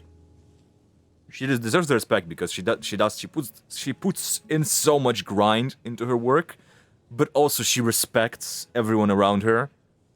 She respects the boundaries, you know. Maybe not all the time, maybe not with Risley. But she's so professional. And even outside professionalism, like her moral standpoints are also pretty awesome. So I love that most Fontanians really appreciate Charlotte for what she does and how she's doing it. I'm fairly certain everyone in Fontaine knows that name. She's a formidable champion duelist after all. Although, I find her quite easy to get along with. In my experience, the stronger a person is in combat, the more open they are in conversation. That's an interesting take. The stronger the person is in combat, the more open they are in conversation. Because they are confident in their abilities. And just confident in general. So they are not afraid of being open with others, I guess. That's if they don't have any emotional baggage and trauma that prevents them from doing so. If I'm not mistaken, I believe Miss Sijuin met me when I was very young. Too young to remember. Oh, I probably haven't told you. I forgot to mention, why would you call her a young lady? I mean, Charlotte. Is there... How... You guys don't look much different. I don't think you're much older than her. I mean, like, much older. And calling her a young lady is crazy. If I'm not mistaken, I believe Miss Sijuin met me when I was very young. Too young to remember. Oh, I probably haven't told you. My father works for the Mauritius Phantom, so we often have Melazines over as guests. Apparently, the Melazines were often the ones looking after me as a baby. But Miss Sijuin has never treated me as her junior. She always speaks highly of my perfumes, so whenever I make a new sample, I usually set aside an extra for her. And that makes sense. She is, like, a big deal in the beauty association. So of course she will be in cahoots with the biggest perfume maker in Fontaine. As a perfumer, if your sense of smell starts to become dull, there's actually quite an easy solution. Drinking fresh water. I'm not usually strict about the water I drink, but out of curiosity, I once attended a water tasting event organized by Monsieur Neuvillette. That's a thing! He had such an abstract yet distinctive understanding of the distinguishing features of different types of water. It almost reminded me of the way magazine articles talk about perfume. He took the time to understand my needs and recommended a few water sources to me with utmost sincerity. He was so considerate. Sometimes I'd choose to buy the varieties he recommended, even if just out of respect for him.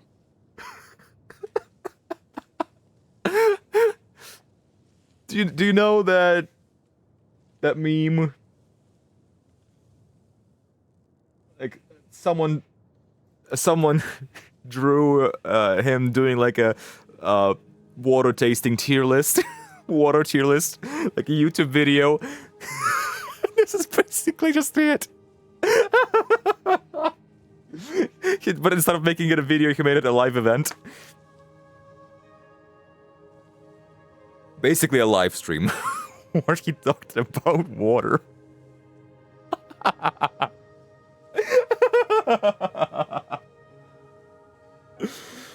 Oh, that's hilarious. Imagine Neuvillette as a streamer. Talking about water. You know Risley? Well, aren't you full of surprises? From what I know, the Duke tries to keep a very low profile. Most people don't even know he exists. Monsieur Neuvillette once tried to recommend my services to him, but apparently he thought that the Fortress of Meripede would have no occasion for them. I can't know what his reasons were for turning me down, as I've never met him in person. But if I was to speculate, I would say perhaps there are certain things he doesn't want washed away. Perhaps he prefers to leave them there, as a warning. Oh, goddammit. I thought he meant like perfuming services. I forgot about the other thing.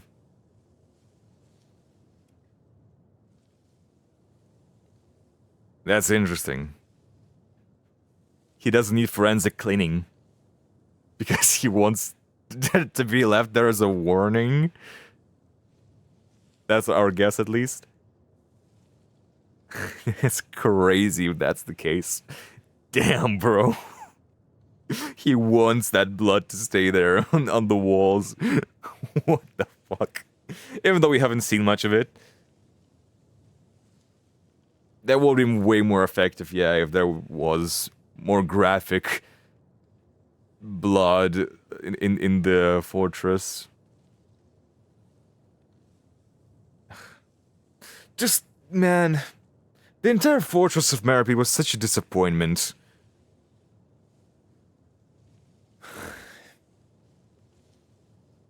I love Risley, though. Risley is such a W character. in the story. And like for the fortress,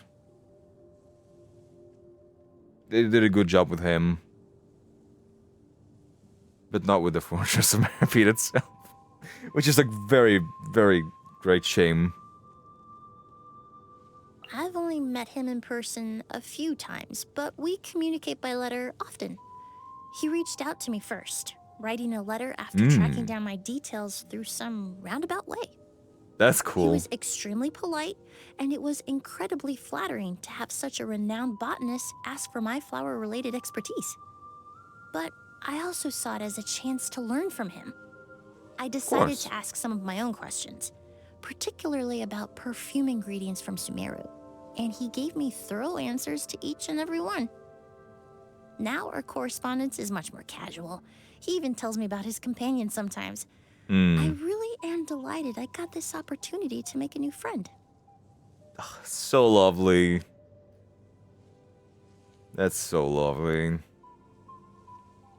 Miss Escoffier is a diligent and studious chef. Normally, dry lectures about perfumery would put someone to sleep, but not her. On top of that, her mind is so quick. She can recognize subtle links between pieces of information and can instantly put her knowledge into practice. Some Yeah, we've people seen think that. she was blessed with a natural culinary gift. But I believe the secret to her success is self-evident. Yeah. Paying attention to detail. Being able to really... How do I even describe it?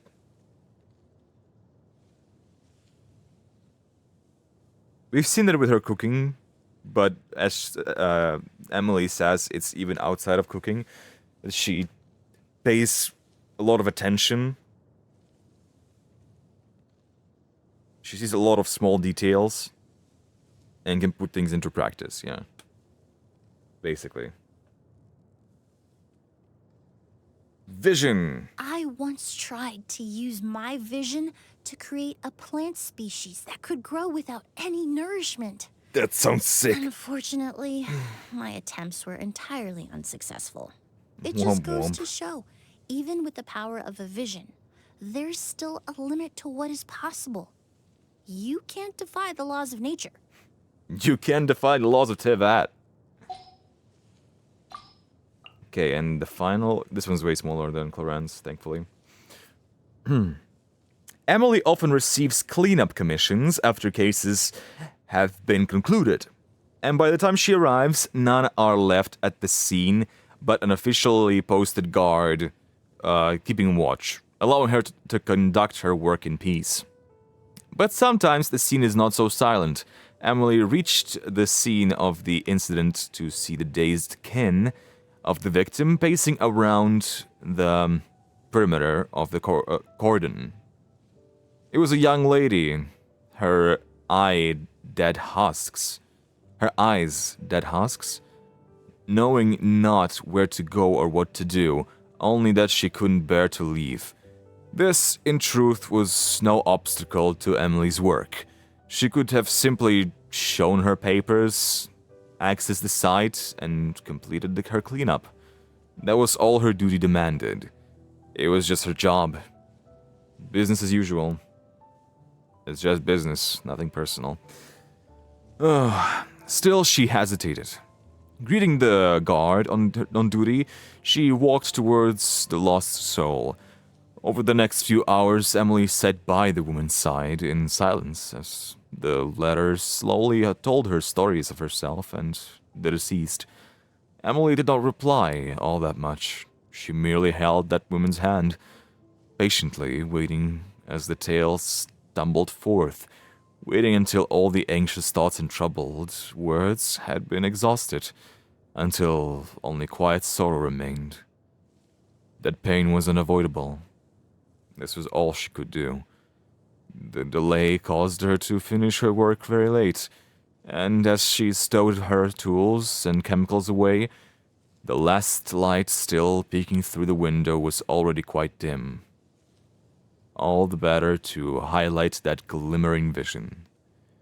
From that day on, she would never again put any time limit on her work, always leaving ample time to spare.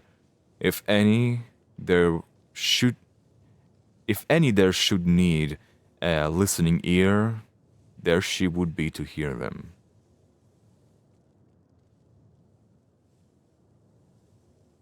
Huh. I don't know that much about dendrovisions.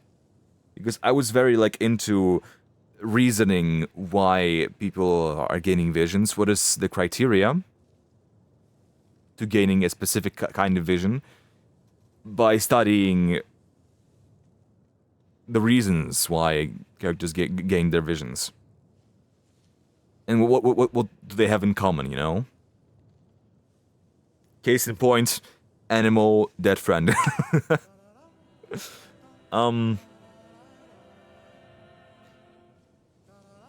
So, but I was mostly doing it before Sumeru came out, in the early stages of the game. So when Dendro came out, I really didn't know much about it. And so now, she gained her Dendro vision because she lent a listening ear. She stopped her work, even though she could have.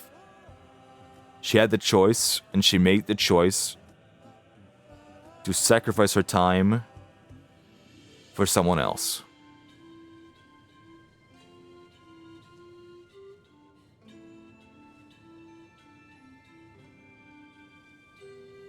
So maybe Dendro is kind of not about nature knowledge, but about using your power, your knowledge, to sacrifice something of your own to help someone else.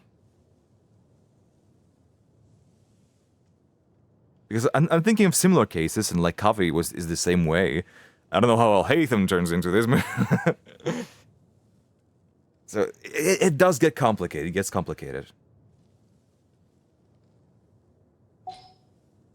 Okay. Scoffier, wife time. Damn, it's almost already been 2 hours. Jesus. When it rains. Humid air filled with the rich scent of leaves and earth. A day like this calls for Plui lotus fish soup. Okay. The feeling of the warm sun as it burns off the moisture in the air. Oh yeah, I love that. I'm sure I can capture it in a dish. I just need to strike the right flavor combination. Dude, it's really the best. After the rain, when there's the sun and the water evaporates. Oh. Dude, that's such a nice scent. I bet I could put ingredients in the snow instead of a freezer. Yeah, we've kind of seen that happening multiple times, so yeah, you're not wrong there. The sunlight is so bright, like a dish with sharp notes of citrus, a foam made from berry leaves, and a hint of sugar. Not a bad idea. Always thinking of something new. Still half asleep, huh? Here, have a freshly baked sisal croissant and a canepa berry pommier, with a cup of Buell fruit tea. Buell fruit Breakfast tea? of champions. Breakfast of champions. I was expecting her to give us coffee. If we are half asleep that morning. Dude, W wife. Bringing you breakfast in bed. My parents took me to the Hotel de Boer for the first time on my Oh, fifth. hang on. I missed Farina. There's 2 about Farina's. First meeting. Early in my career, I worked at a small restaurant in the Vasari Passage. One day, entirely out of the blue, Lady Farina decided to dine at our restaurant after a performance. As I was scrambling around the back, a customer asked to meet the head chef. So I rushed out to their table, knife still in hand, and completely froze. Because there I was, standing face to face with Lady Farina of all people. I knew I had to make something special, She and sounds it so was like my delighted. instincts took over. I came up with a lily sugar-glazed opera cake, and Opera Lady Farina cake? actually liked it and said she would remember me. I barely slept a wink that night, and the very next day, Aww. there was a position waiting for me at the Palais Marmonia. At Palais Marmonia? What? That's insane. As a personal chef or something? At Palais Marmonia of all places, huh? That's insane. Lily's sugar-glazed opera cake. Hang on. I'm gonna check.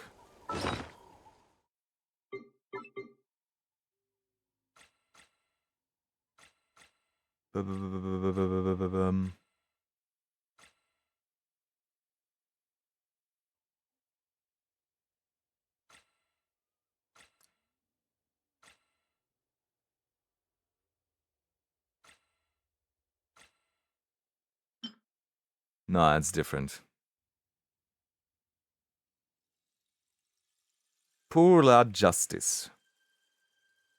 I thought she made that for her.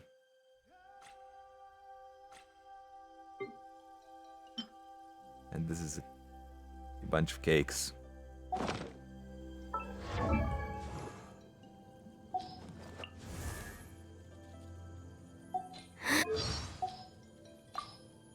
Alright, that's interesting. Current After situation. that, Lady Farina gave me the title of Patissiere Supreme and said, when it comes to confections, I was worth a whole army of patissiers. That gave me a lot to live up to. So I shut myself away to hone my craft. And, well, it seems like I missed a lot of important events in the meantime. Lady Farina doesn't even live in the Palais Marmonia anymore. What? I don't really understand what happened. Oh my god. I do know this. Lady Farina will always be the most important benefactor of my life. She only has to say the word, and I would go work as her personal chef in an instant. Oh my No god. compensation necessary. That's insane. Okay, that shines the light on her situation a bit. Hold on. She shut herself away to tone her craft, and she missed freaking prophecy and flood and everything. Because she was so focused. That's crazy. She came out of her room and like, huh, there was a flood? What? I wonder when that happened. If it happened like before she stepped away from Hotel de Boer, or if it was after. I can't imagine it was before, because how would she still be a head chef if she locked herself away from the kitchen? It had to be after she went to the Fortress of Merapede.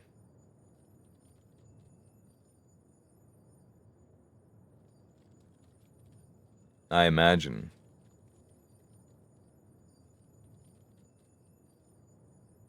But I don't know. I don't know. Because honing her craft, it seems like she spent there like years.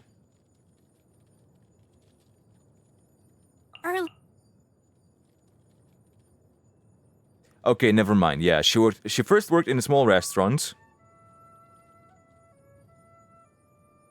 But then she went to study her craft.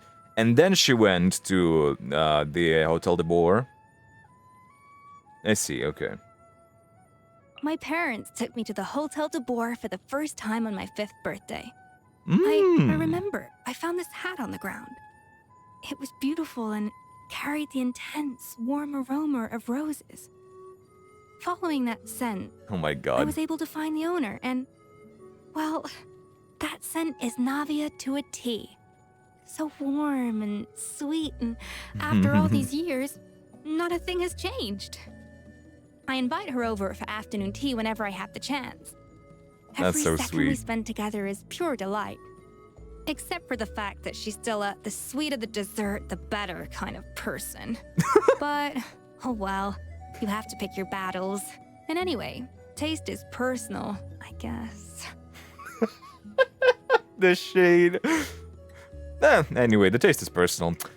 I guess. Love the line delivery. As a professional reporter with impeccable writing skills, Charlotte has a lot of clout in the culinary world. Her flavor descriptions are so detailed and her photography skills are unmatched. She can whip up a food editorial in the blink of an eye. If I have a new dish that I want to advertise, inviting Charlotte to try it out is never a bad idea.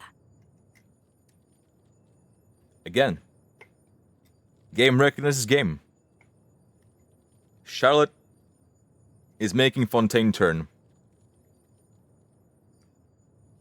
That's not Neverland, not Farina. So we should tell Charlotte. she makes the world go round. That nurse, huh?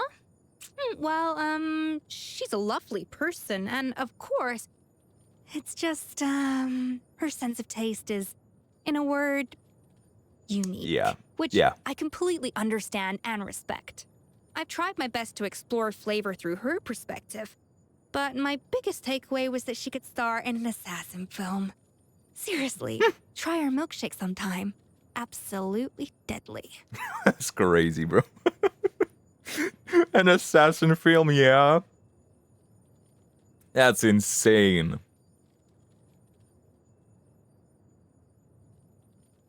Now we know why Risley... Well, we knew that they were pretty horrible. But still, that just gives even more weight to why Risley declines them all the time. His Grace is polite and steadfast. A true old-school gentleman at heart. Still, eating the food at the coupon cafeteria? Now, that was a cruel and unusual punishment indeed. Right, she spent some time there and she had to eat there. There was no other choice, my god. And it was randomized too. But still, it seems like she knows him. That's interesting. So did she get some special treatment from him? At some time, I wonder? Oh, about the NAFO. You might not know this, but Lynette is actually a member of our dessert tea party. She and her brother were frequent performers at Hotel de Boer, so we saw each other quite a bit. In the beginning, she seemed distant and cold. But once I worked up the courage to invite her to the tea party, I realized that her emotions are as rich and varied as a plate of rainbow macarons. When she likes a particular dessert, her ears flutter back and forth. And if she doesn't like it, her tail droops down. Wait, don't tell me my tail does that too. Maybe. China, don't tell her.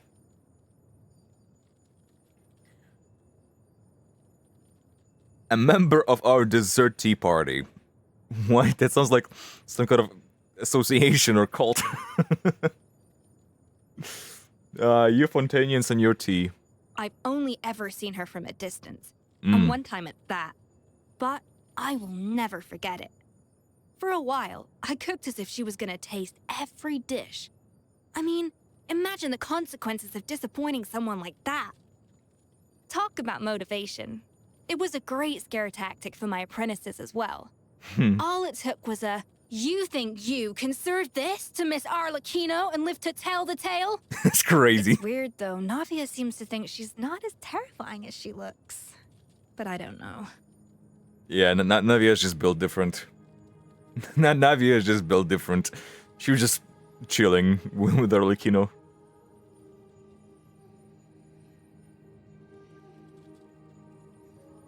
And that just proves, that just shows how Navia, how strong she is.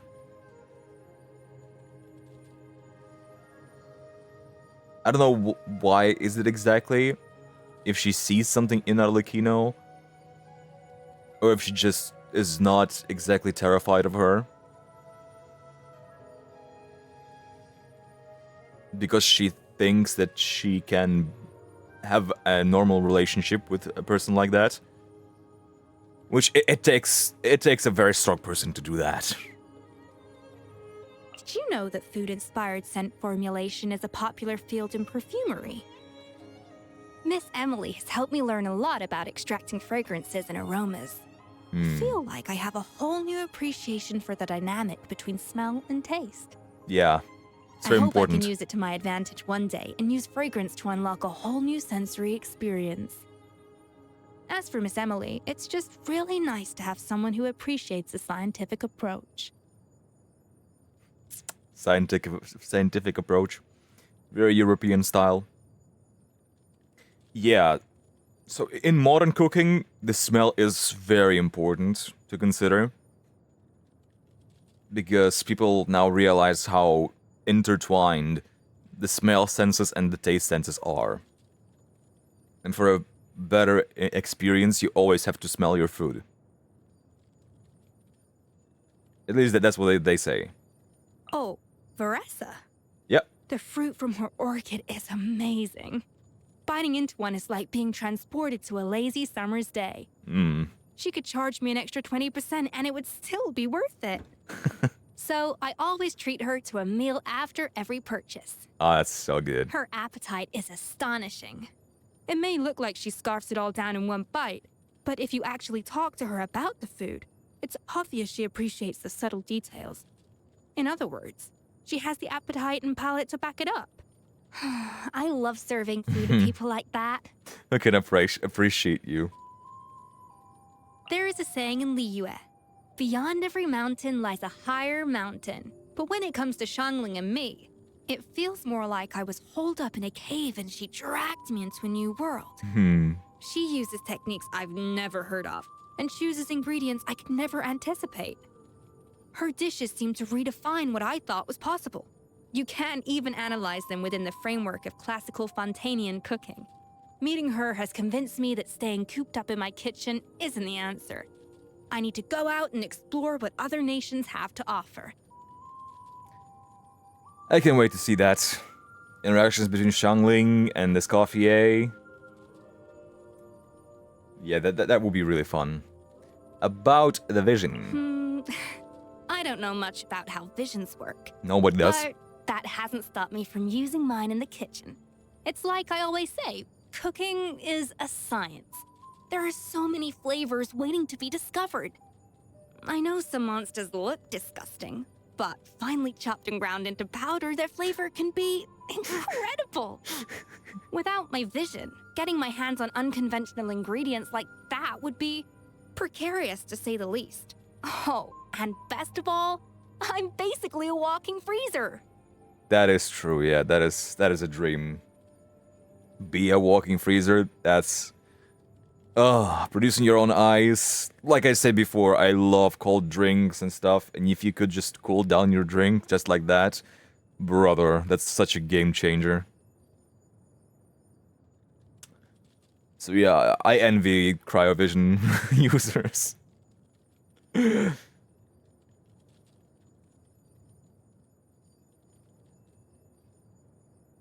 And also what I wanted to talk about... Ah, yeah. I remember in her demo also when she was fighting the slimes, they were always transitioning the slimes into food. There were those like subtle transitions that showed like Pyro Slime is a Senseria, and Electro Slime is like a melon or something, and the Hydra one is something else. Yeah. Okay, let's read her story a bit. No! I never... What do you mean? Are you kidding me? Are you kidding me? It's right there. That's crazy. Okay. Not today, I guess. Not today. Let's move to the Natlan characters and start with the first one we have, Kinich. And his voiceover lines. Chat, chat, chat. After the rain, let's speed things up and just listen to voice lines about characters. Because these are the most... these are the voice lines I'm curious the most about. So, we don't have much time today. We're just gonna listen to these voice lines of everyone. Maybe about their vision as well. And we can do something like this in the future again and listen to the ones I haven't listened to. But these are the ones I'm the most curious about. For most of my life, I've been getting others to pay a price. Then, the Pyro Archon used the Ode of Resurrection to bring me back from the Night Kingdom. And suddenly, I was the one paying the price. Only then did I finally understand it from both sides. To the stronger party, the price is a bargaining chip. And to the weaker party, it's a sign of what's at stake. What matters is whether you have the courage to make the gamble. That was his first experience of paying the price. But what was the price he paid for being resurrected?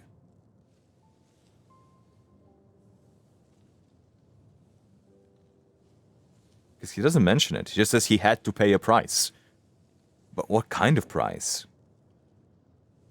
We haven't heard about anything like people giving something away to be resurrected, or for being resurrected. So, that's interesting. I've taken jobs from her before. She offered to pay me to act as a battle advisor, and the morrow was good, so I accepted. After working with her a few times, though, I noticed she's not exactly a pushover. When I pressed her about it, she eventually admitted that battle advisor was just code for mentoring Kachina in wilderness survival. So a battle against nature then. I'd probably just call that life. Wow. Anyway, that business is concluded, and I now have 2 new acquaintances. That's how they met? Oh, that's nice. Yeah, to him, that's always been life. That's how he's been surviving this whole time. In the wilderness by himself. Yeah. I've seen... Hang on. I saw a job posting about her once. Some lowlifes from her tribe got jealous that she'd received an ancient name, and basically tried to order a hit on her Saurian companion. Are you kidding? They paid the price. I made sure of that. That's insanely petty. What the fuck? Bro. The little girl got an ancient name. You got boo-boo jealous and wanted to kill her pet. Okay, I'm not surprised because people IRL also harm innocent animals for no reason. Just because. I mean...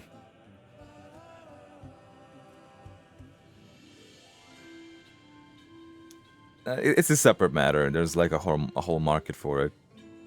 People pay for it. Need to see that. Which is disgusting. Yeah, but in this case it's just petty. Like, what the fuck? You're insane if you do that. I've seen how she handles her work. Our methods of conflict resolution are quite different. I tend to get one party to shut up, but she silences both. By the time they wake up in their sick beds, they have nothing further to say, because they've forgotten whatever it was they were fighting about. Crazy, bro. I saw a strange job posting once while passing by the Children of Echoes' territory. The requester was looking for a hardy plant that wouldn't take much maintenance. So, I brought over some Saurian Claw succulent seeds, along with a pot and some fertilizer.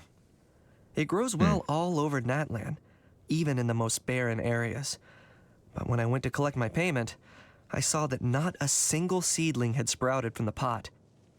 I paid the price for overestimating Chilonen's gardening skills. This was one of the few failed jobs on my record. That's crazy.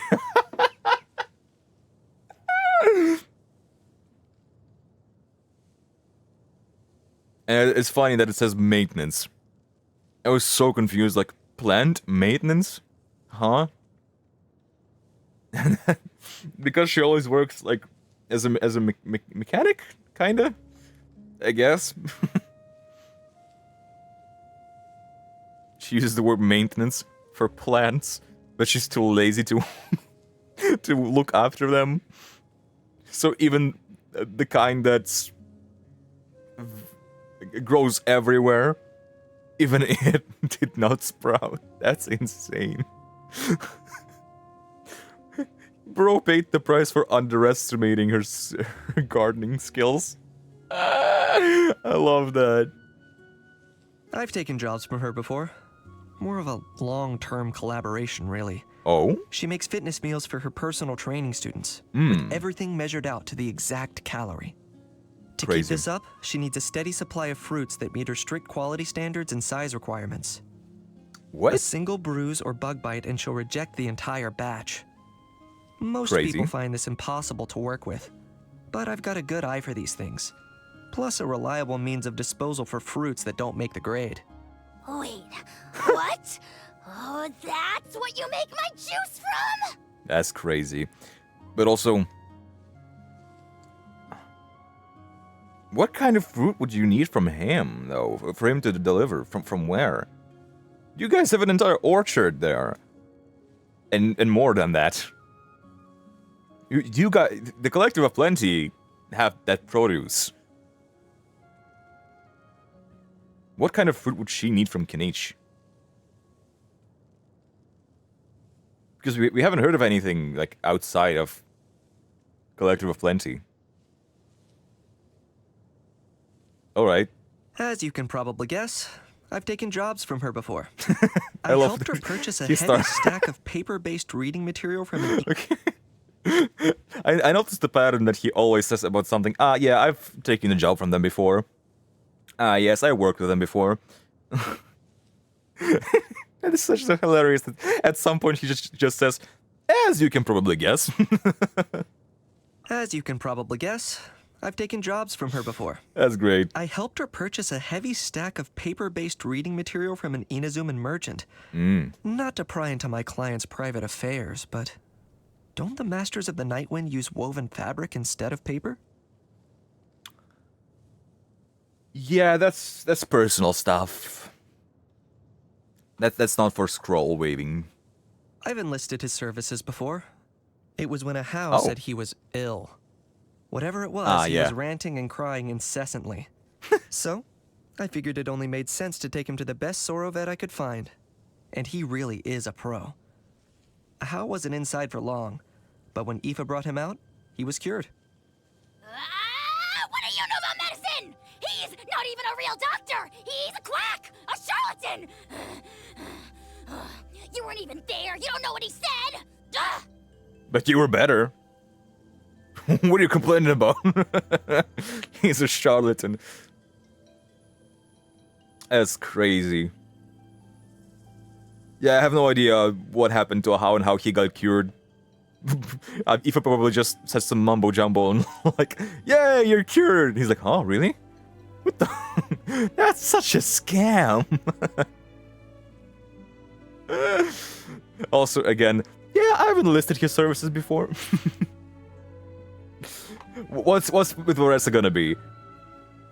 I've run into her on several occasions. Always during commissions where I'd been hired to wipe out a horde of dangerous monsters. Okay. She was only passing by, but she took it upon herself to come and help me out. To put it politely, her fighting style is fairly straightforward, relying mostly on speed and brute force to knock her enemies over. To put it less politely, her fighting style is pretty crude. Fair. Way to leave out the best part of the story. To thank her for her help, Kinich kindly offered to treat her to some local delicacies from the Scions of the Canopy. Oh, Next God. thing you know, she's ordered 30 portions of Puff Pops all to herself. 30! And she polished them off in one sitting. Poor little stingy Kinich. You should have seen the look on his face. He was so shocked, he went green like he was about to throw up. Bro did not expect to pay that price.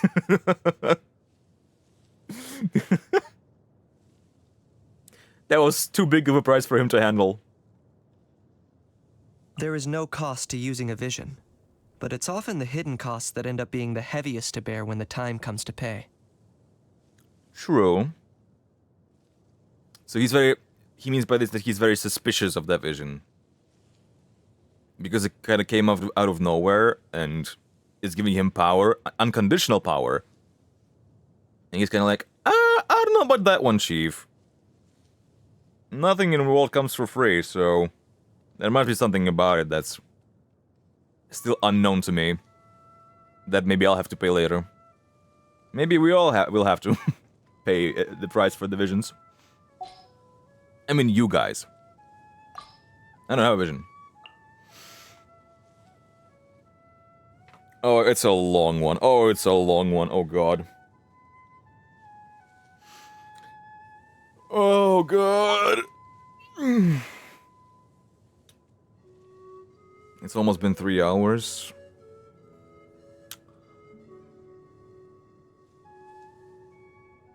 Yeah, okay, I'm not gonna do that. It's gonna be too long. It'll be too long. I'll leave it also for a future time. Okay, Shalonin. Voiceover. Actually, okay, hold on. I don't think I listened to When It Rains. The hems of my pants are still dripping. They are pretty big, yeah. Psh, you call that a lightning strike? It looked more like a puny bug with a glowing butt fell out of the sky. There's still more light in that insect's butt than in your entire soul. Crazy. You take that back! Crazy. Bad weather can make Psh, you call bet you're jealous of my sunglasses now. And no, you can't borrow them.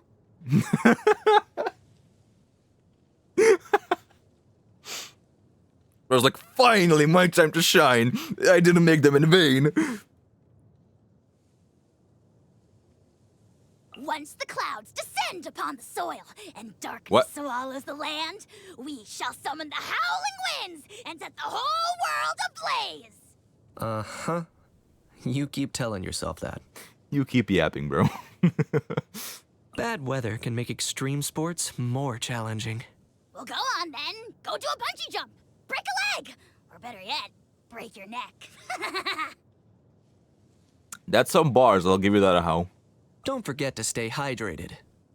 Don't forget to stay hydrated. I'm gonna do that. Thank you for the reminder, Kniech. Alright. Now, Shalonin. Perfect weather for a nap in the workshop. I know, right? I'm awake now. That's so cute. I'm awake now. Achoo! I love that. Time for a nap. Oh, wow. Where did my sunglasses go? Oh, do you have any? We have not seen Shalonin in sunglasses, have we? No. We have Navia with sunglasses. We have Mawika with sunglasses. That Shalonin is making for her. The temperature's just right. Really? But this isn't the best spot to lie down. Okay, she likes being hot. Kachina commissioned me to forge a drill for her that could not only bore into the ground, but also jump around. It wasn't that complicated to make, but adjusting the angle of the seat was tricky. In the end, Kachina took my suggestion to ditch the seat in favor of a manual control system that connects to the power core of the drill. Huh? Oh, why does Kachina bounce around when she's operating the turbo trolley? Well, that's how she wanted it. She said she prefers having direct sensory feedback while she's driving, so I removed part of the shock absorption system. I do wonder if I should make her some mouth guards next, though.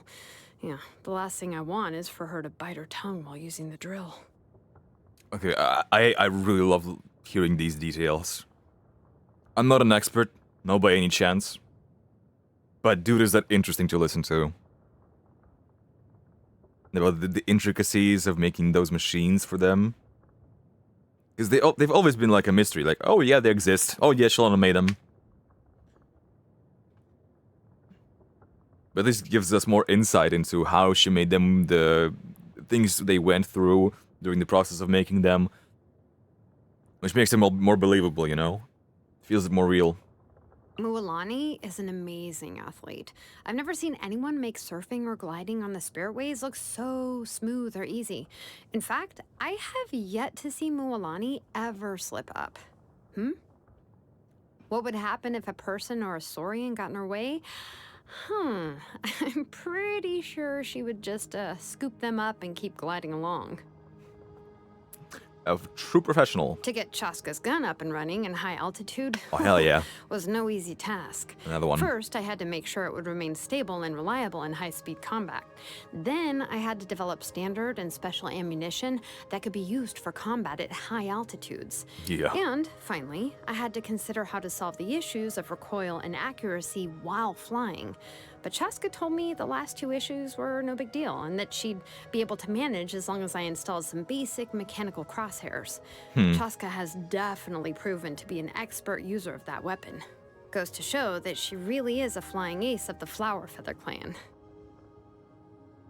That's very interesting. Because wouldn't that also necessarily mean that these weapons also require the power of the vision to operate? Kinda? There's no way that's just a weapon that's using animal bullets that can be infused with any element just like that. That's definitely connected to her vision, right? Otherwise, you could have visionless characters that don't wield any elements on their own and just are using weapons. We have enemies like that, like eremites. But still, you would also have, like, they don't specify it, but I'm thinking, yes, you have to make a, oh my god, that was such a weird sound I made. Yes, you have to make the weapon, but you're not gonna make special bullets that use the power of elemental powers. Like, how would you even do that? Of course, you have the treasure hoarders, eremites that are using special, like,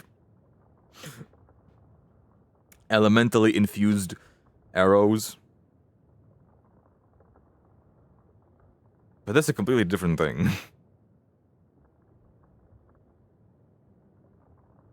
So I'm sure that they had to use Chaska's vision as like a power source for that gun. At least elemental power source.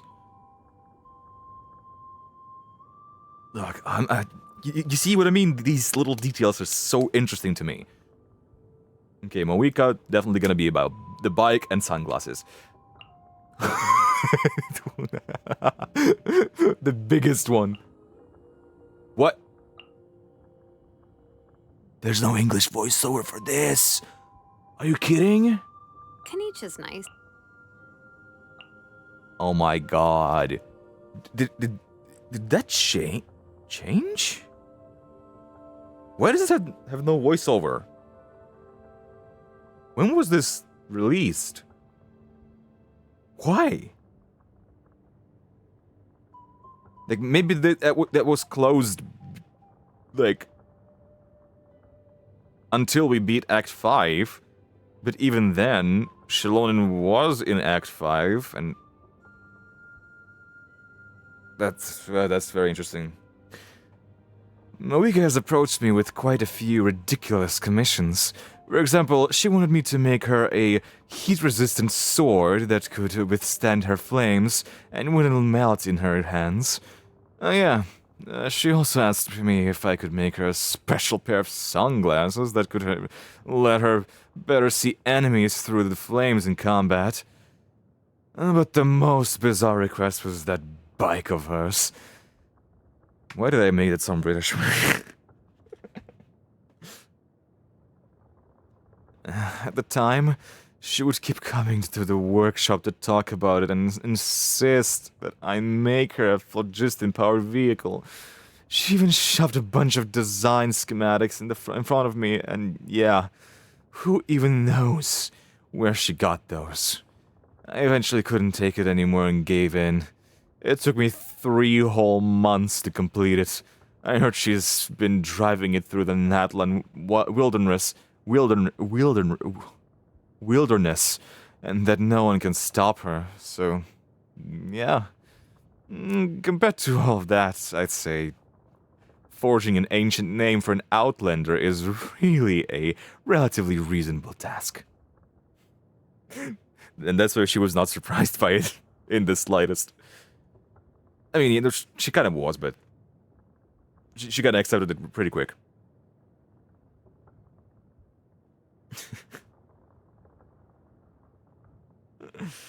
I love their dynamic so much. Kanich is nice, but that how is really hard to be around. Speaking of, where did a how even come from? If he originated from some kind of device, then there was actually a chance that I could make him shut up forever. Maybe I should find some time to go over and discuss this with Kanich. They are also sick of him. Also, there's Aoife too, about Aoife. Now I see. Because when Natlan was around, like, he just came out, people were saying like, oh my god, they mentioned Aoife in the story, he's gonna be playable 100%. And like, they talk about like Aoife as Auroran's friend, as a veterinarian or something. Just, I don't know, it seemed kind of just low-key as another NPC, you know? So I wasn't convinced that Aoife would be playable. But the fact that about Aoife is here and in other characters, yeah, I now understand why people thought he would be playable. I just missed out on it. Because I didn't check the voice lines. See, Lolly would occasionally come to my workshop to buy some ore. According to her, some ores can be crushed into powder and taken as medicine to help her with divinations and ceremonies. Have I ever asked her to read my fortune? No, I'm not interested in knowing the future. I already have enough to worry about with all my present work. And besides, I always get sleepy during divination rituals. Yeah, it's just therapy. Just sleep a bit. Yeah, you would like Mizuki. Aoife has come to the tribe before to heal some Tapetlosaurs. He is very skilled and knows how to care for his patients. Even the most rambunctious Saurians will sit quietly when he's around. Aoife said it's all thanks to the set of Saurian syringes I made for him. Even without the needle on it, it's enough to deter any person or Saurian from misbehaving. Would you like to see it? I still have a sample set if you're interested. Wait, here, I'll go fetch the biggest one. Huh? Wait, why are you backing away? The needle isn't even attached. It's completely safe. That's funny. That's cool to know. That she made syringes for him. Some equipment. That's cool. If 2 negatives make a positive, then a weird... Probably his guns too, right? If 2 negatives make a positive, then a weirdo in a group of weirdos should just be normal. But Auroran somehow still seems a little off to me. Still, he seems plenty nice as a person. He even had Aoife bring a bunch of fruit and honey to the Children of Echoes, presumably because he thought he had caused too much trouble for us. Aww. I had no idea you could get such sweet honey from phlogiston aphids, so he must know what he's doing. Yeah, how can some produce people honey? be such naturals with plants and animals?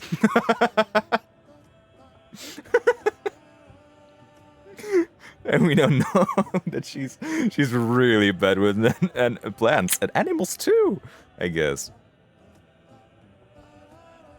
Aphids produce honey? Huh.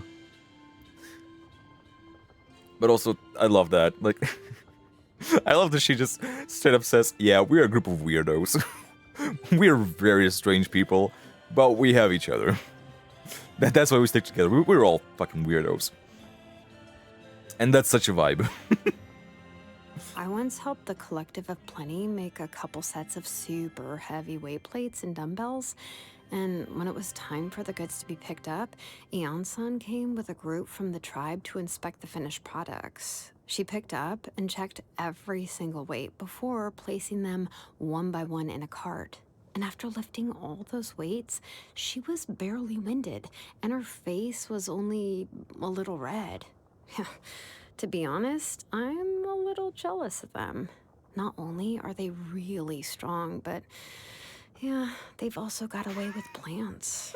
And they got a lot of tasty food. I was alone. I feel bad. Oh, my vision? Because she seems like she really wants to have a plant. She commissioned Kinich to have one that doesn't require much caring, but she even fumbled that one up. Oh god. Oh, my vision? Yeah, it's pretty useful. Having it allows me to more accurately identify the concentration and distribution of the geo-element in various ores, and that helps me quickly sort good ore from scraps. Oh, does it have a meaning? Huh. I've never really thought about it much. I mean, as long as it can help me with my work, I don't care about the rest. That's fair. I'm a curious person. Like, if a vision appeared out of nowhere and it's like very rare to happen, and it happened like at the very important moment of my life, I'd be thinking about it. Like, what caused it to appear? Why me of all people? You know? I'll be very curious about that. Okay, we're done with Shalonen. Let's go with Shaska. Then we go with Mawika. Then Varessa. And Aoife. I know there's still Janssen and Auroron, but I feel like for today that's gonna be enough. We still have Kachina too. We'll leave Kachina for later. Okay. Nice and cool. Natlan doesn't have places like this. Never? It never snows? Dude, the climate in Tevat is so interesting. Weather like this is perfect for enjoying the outdoors. Wanna go for a spin? Here, hop on. Because yeah, a lot of climates that are permanent into that were caused by the celestial nails. Dragon spine, the desert. Potentially Natlan too. Who knows? Oh, you're dripping wet. That must be uncomfortable. Let's take a break. I'll use my fire to dry you off. That's convenient, first of all, and second of all, that sounded so sus. Sand is the natural enemy of fire and civilization. In the desert, ruins are all that remain to tell the story of the past. Yeah. She's not wrong about that one. The first one is Shalon. Shalonen is one of the best craftsmen in Natlan.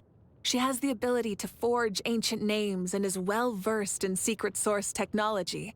Not to mention, she never backs away from a challenge, even when it's completely uncharted territory. The process isn't without twists and turns, like design changes and other modifications, but the results speak for themselves. Fair enough, fair enough. There's clearly a lot of admiration for her. That's why she keeps coming back to her, but still. Poor Shalonen. Many people find her strange or difficult to get along with, but this is how I see it. Seatlolly doesn't concern herself with trivial matters, but she's always there when it counts. I'm sure you've seen that for yourself.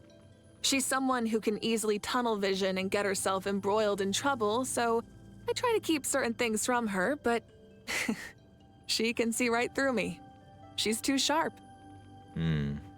Probably like some personal stuff. With her family and stuff and something.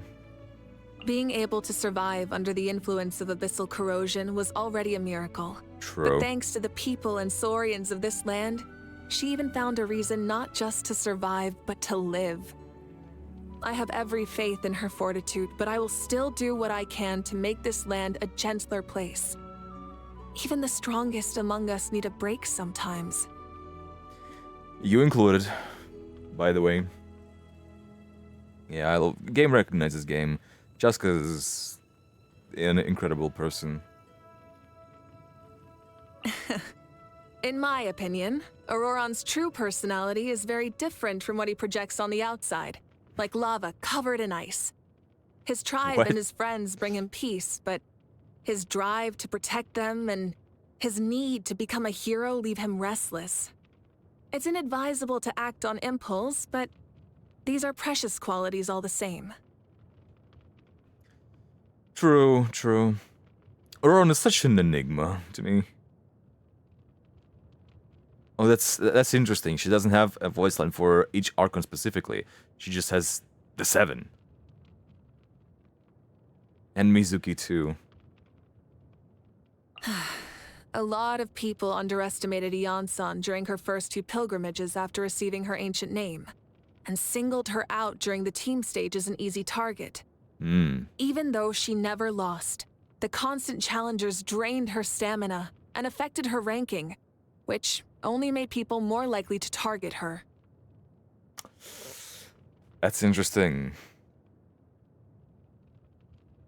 Because she probably received her ancient name the same age as Kachina, right?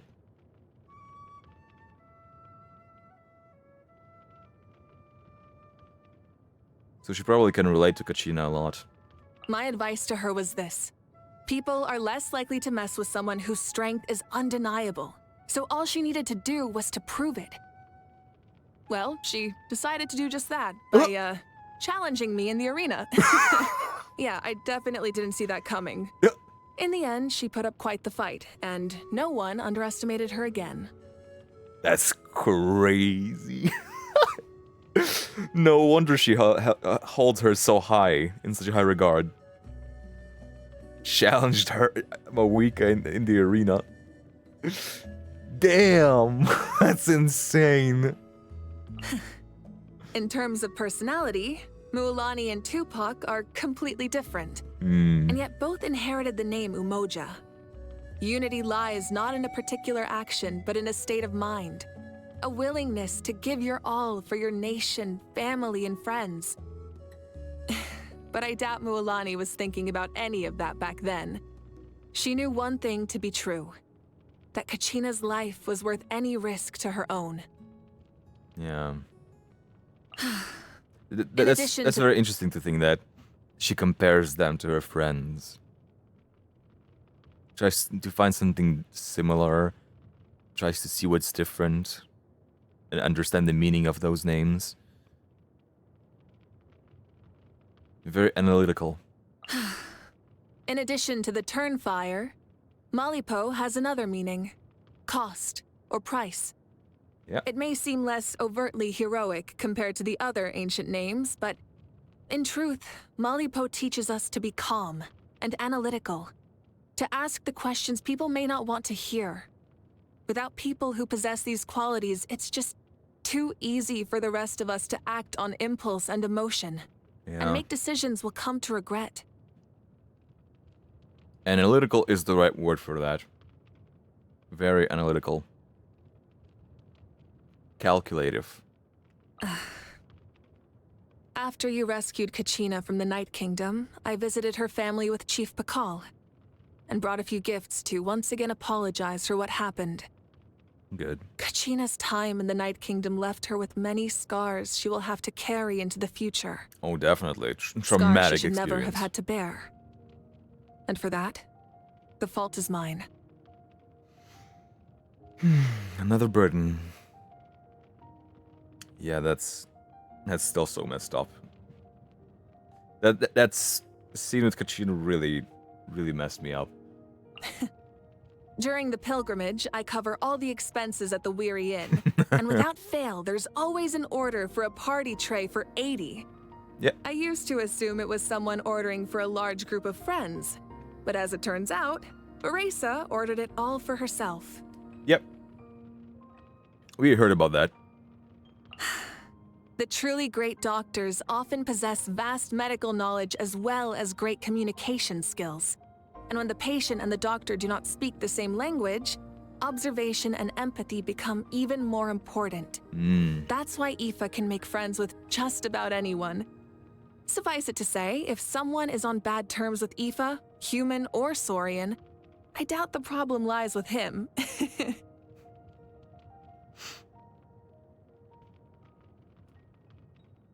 Yeah. That's big faith. You'll have to see it. She left a very positive impression. When she first arrived in Natlan, I heard that she had a great deal of interest in our hot springs and spent quite some time studying their properties. But it wasn't for profit. She was interested in their role in improving mental health. Such a pure cause deserved our support and respect. Speaking of which, is it true that the current Archon of Inazuma enjoys hot springs as well? It is true. If that's the case, I believe I've found a good starting point for our next conversation. Oh my god. Are we gonna get Moika Raiden interactions? Oh my god, that would be peak. That would be so good.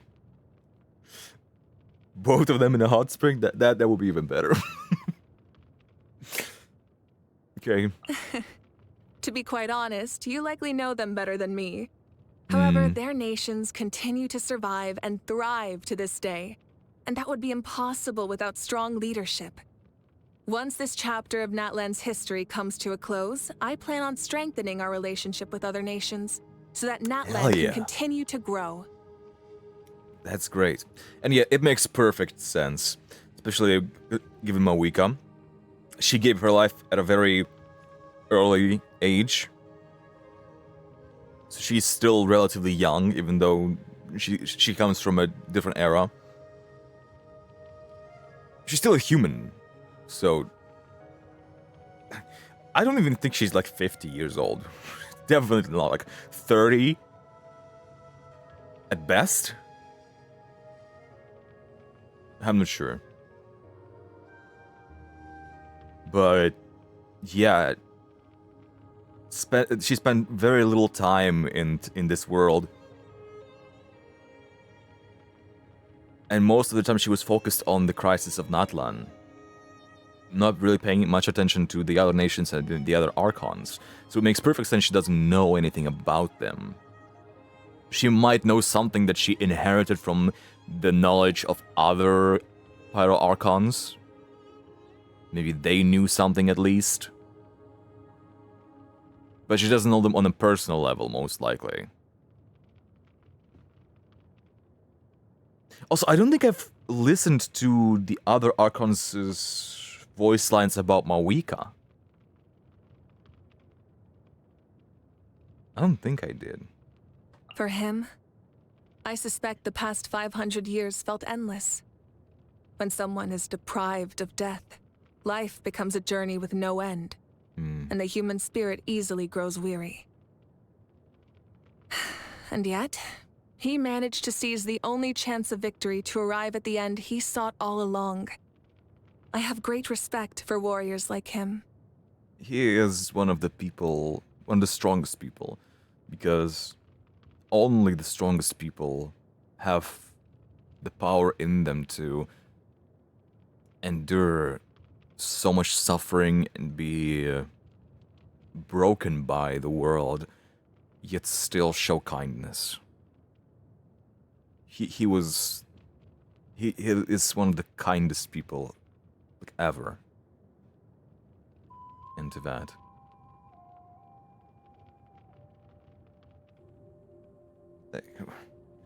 We could talk a long time about him. The fact that he forsook the ability for power to should be because of his empathy to save the souls of the fallen soldiers. Like, kudos, you know. For humans, visions and ancient names are both gifts from the gods, where the former bestows elemental power and the latter spiritual inspiration. However, I have always believed that no external factor is a condition for greatness. Heroism comes from within. True. No matter what you got, what you had. Actually, hold on. That still says vision here. Huh. Interesting. Oh, sorry, I skipped Chaska. Yeah. That's a reoccurring theme that what is even more admirable is if someone becomes a hero even without a vision or an ancient name, without a blessing from the gods, just on their own power that comes from within them. Okay, Chaska. Okay, Chaska. After you... Okay, we still have 1, 2, 3. 3 people. Let's go. Rain?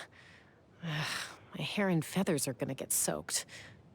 Time for some preening when I get back. Your feathers? You mean on your outfit? Or are you thinking in terms of your Kukusor family? Huh? We're really gonna go flying in this weather? You think you can outrun a lightning strike? And that's also true. She has like a mechanism on her, and like flying in thunder is gonna like attract lightning or something at some point. There's prey upwind from us. Be ready to pounce. That's ominous. The wind's perfect. Full speed ahead. The early Kukusor gets the worm. So I made some breakfast. Any plans for the day can wait until we got some food in us. That's nice. Every Kukusor falls from its nest before it learns to fly. Kachina didn't magically become a champion overnight. Her victory was a result of consistent, tireless effort over a very long time. She's an outstanding warrior who deserves all the honor and respect she can get. Real recognizes real. Uolani says we got into a fight as kids over some toy we both wanted, but I don't remember any of that. I wonder if it's because I got into so many fights that I just lost track of them all. I also wonder if it was actually her surfboard I was after, rather than a toy. I'll bet I just wanted the ability to go hunting on water.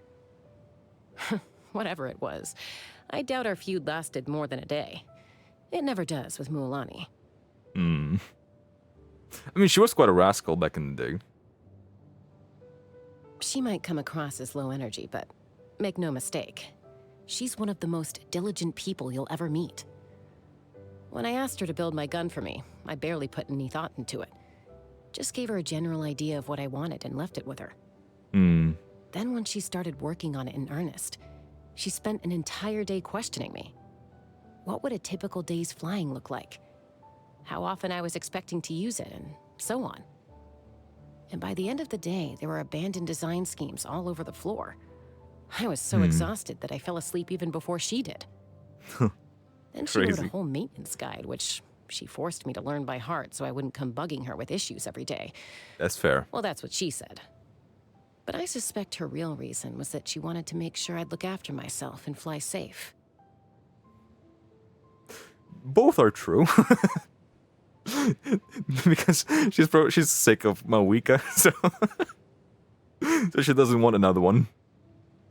When I first saw How, I thought some people compare me to the Pyro Archon because of my track record on the pilgrimage. It's a meaningless comparison. If the pilgrimage was a tree, and I was a vulture on the highest branch, then the Pyro Archon would be the sun in the sky. The stronger you get, the more you appreciate the sheer size of the gulf between you and her. I just won a few championships. She's the champion of an entire era. But at least being on top with a clear view of the sky means I can see exactly how high I want to fly from here. That's a really nice analogy.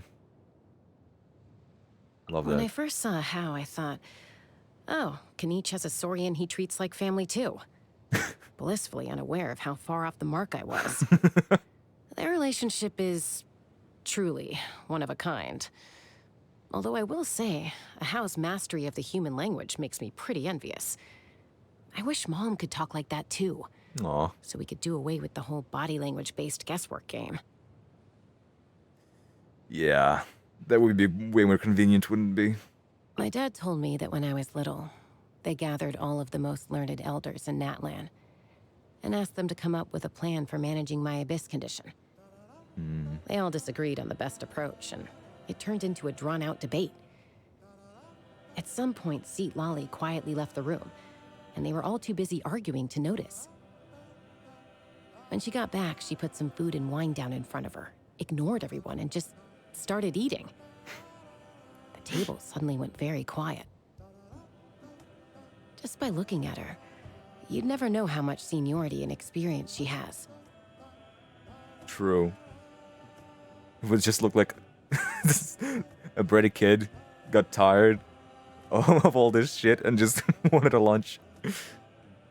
Koichi and my dad have discussed medicine with him countless times.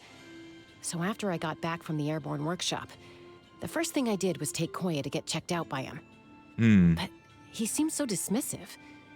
He took one glance, said, "It's nothing serious, Cusco can handle it," and then immediately left to deal with another patient. He was right, of course. I was just worrying too much. I mean, yeah, that's understandable. I mean, Eva has a lot of work, so it's also understandable why he would be dismissive about it a bit. And be like, it's fine. And wouldn't take his time to reassure them emotionally. Because he's got work to do. Yeah. But it's understandable, the worry. Especially after happened what we don't talk about. I've always felt that training oneself and training others are two very different skill sets. Very few people have them both, but Ian-san has them in spades. I, for one, am not very good at teaching other people. Whenever I'm trying to demonstrate something to the flying squad, I spend forever trying to explain some basic, boring detail that seems intuitive to me. Only to have everyone ask, "What's intuitive about that?" If only Ian-san could tutor them. I bet we'd have twice as many candidates pass the flying trials each year. Shame that our training program doesn't include flying. Yeah, it's completely two different things. Learning something yourself and teaching others. Especially if it's like all practice work. And you're just trying to feel it, you know? Because in flying there's, in their case, flying in Kokosaurs, there's practically no theory. You just have to feel it. You have to practice a lot. And the more she practices, the more it's intuitive to her. And so it just comes with practice. And it's difficult to explain, right? This vision played a major part in my fight against the Abyss. If it hadn't shown up when it did, I don't know who I would be today. Did she gain the vision when she was a kid?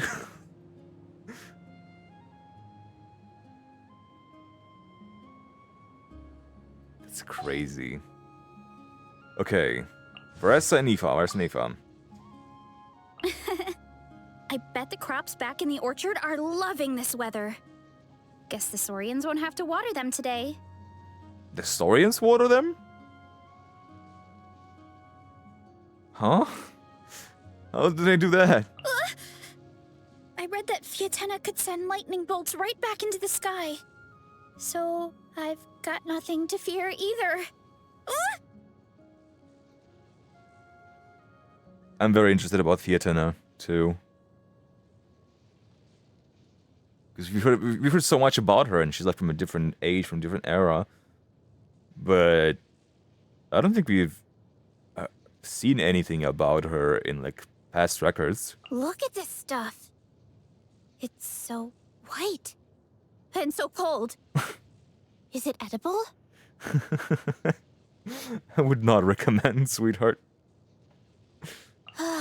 So nice and warm. Nothing like the warm sun on a full stomach to make me feel... like taking a nap.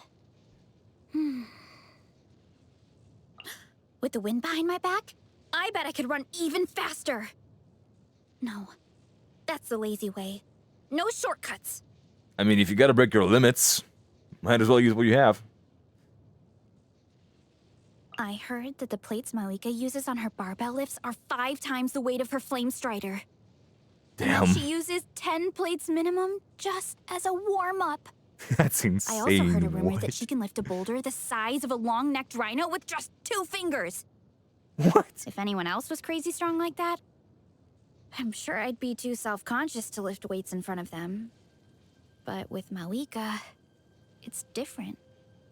I find the sound of her voice so reassuring, and the look in her eyes is so inspiring and encouraging.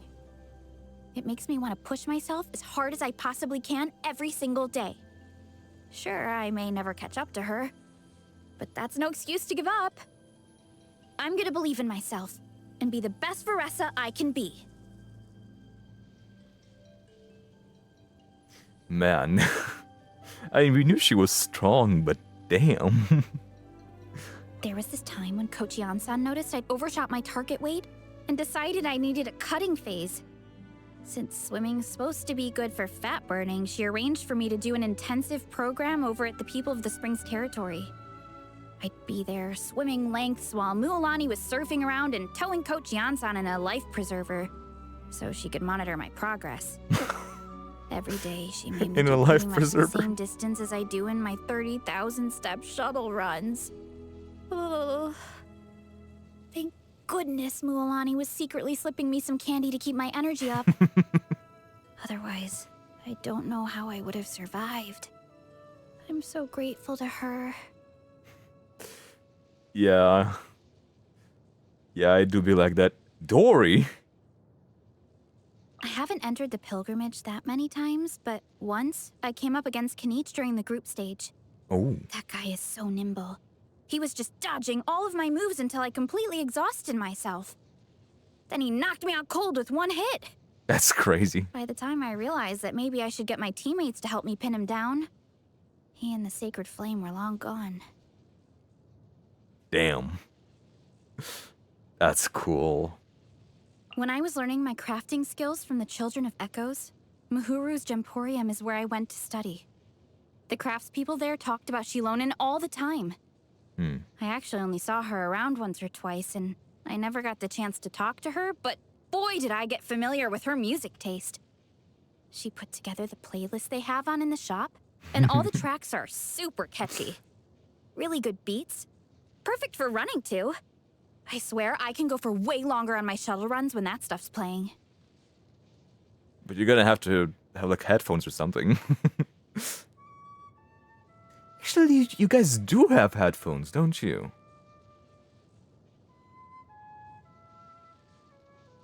At least in Sumeru they do. Oh, I've seen her name in the Reader's Letters column of some comic books. Granny Eatsley is extremely well respected. She's the most powerful hero from the Masters of the Nightwind. But I gotta say, I always assumed she'd look way older. I didn't recognize her at all when I found her in the tavern in a drunken stupor.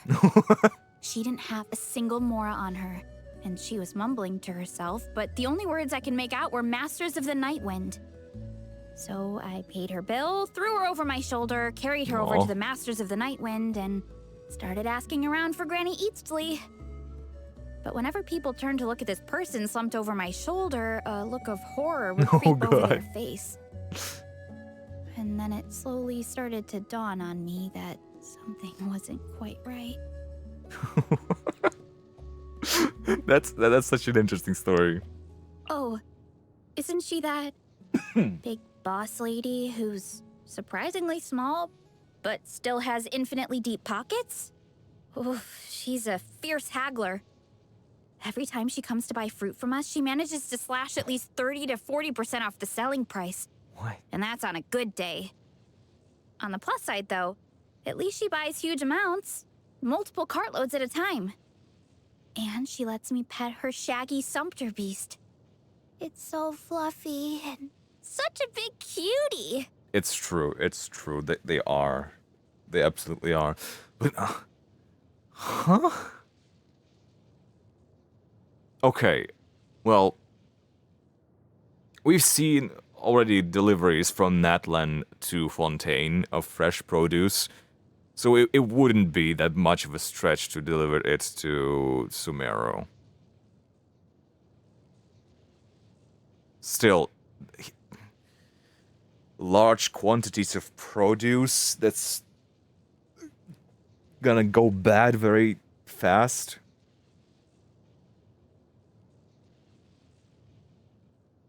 What is she cooking? Literally and metaphorically. Mrs. Gauffier has really strict standards. Every time her restaurant places a bulk order for my fruit, she picks out a few for... what's it called? Yeah, sample analysis. I think I've heard this one. If the sweetness or flavor is even slightly off, she rejects the whole batch. I think I've heard Then this one again, somewhere. Her cooking? Out of this world! So delicious.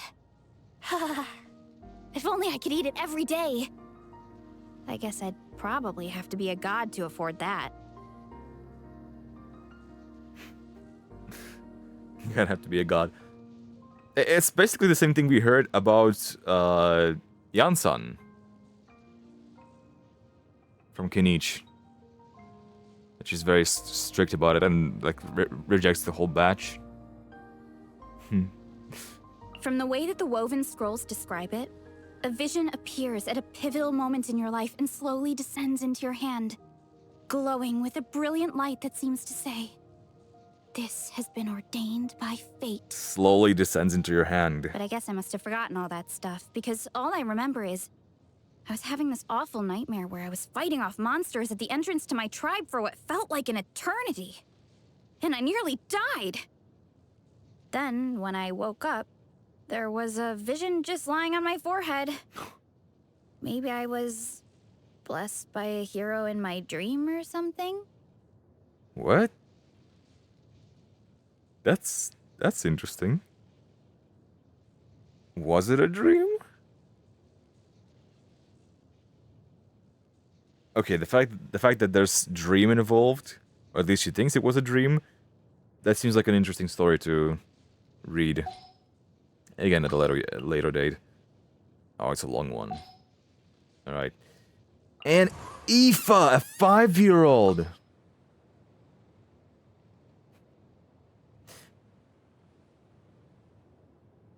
Actually, I really enjoy using him.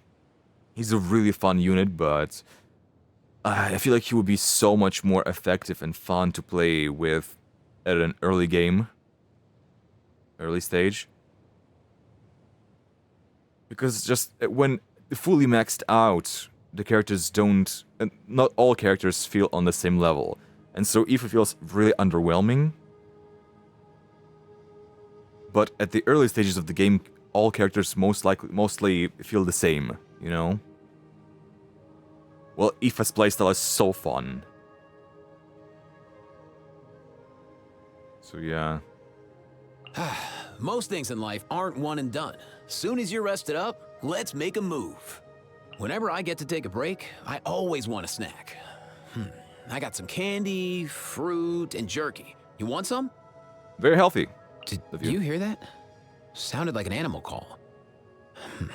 Or maybe I'm just hearing things. That's cool. He's always on the lookout for animal noises. Watch out for when Kikuku shakes off his feathers, or you'll get drenched. Although, actually, you're probably soaked through already. Yeah, never mind. Did you know that a lot of Saurians are actually scared of thunder? It always takes so long to calm them down. They're so funny sometimes. I could barely open my eyes in this wind. It's so cold. No flying for me in this weather. True, you're gonna get so sick. Looks like I can either lose my hat or lose my breath. The wind demands a sacrifice. The wind demands a sacrifice. It's a crazy thing to say. Barbados, what are you doing?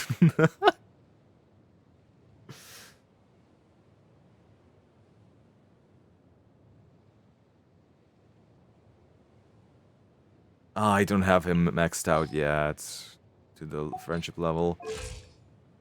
We're close though. I need to use him more. I don't use him for farming, that's why. Okay. Oh, it's been long enough. It's been like 3 hours now. This should be enough.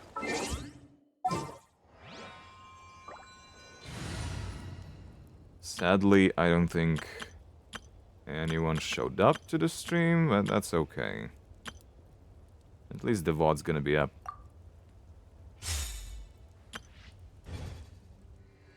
Guess maybe it's a bit too early to stream at that time.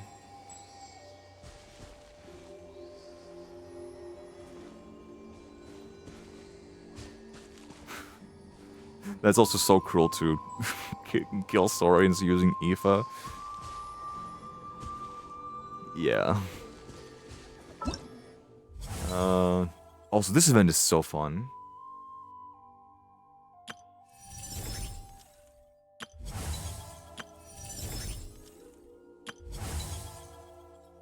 Oh, there's that too. 48%. 9 days left. 60%.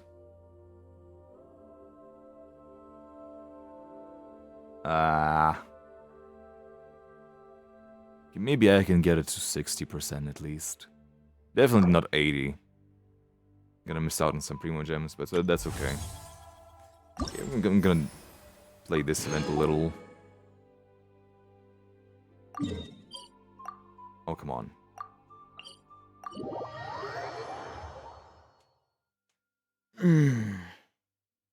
Just for funsies. Because why not? I'll say, bro!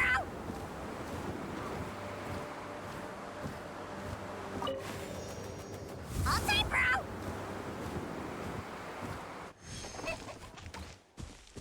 That's so unusual to see such a well-dressed Fontanian in Natlan. Okay, let's go!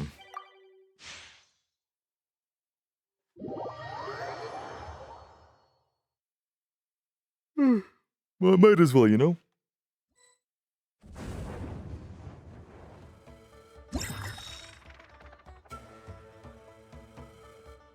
Okay, I haven't tried this one yet. I've tried the... which one have I tried? I've tried the Sitlali one and the Moalani one. The Moalani one with the Kukusaur was pretty freaking awesome. I love playing as a Kukusaur. They really buffed them in this instance. This one's also seemed really fun.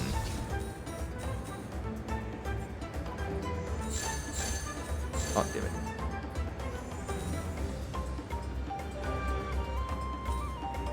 Oh, shit.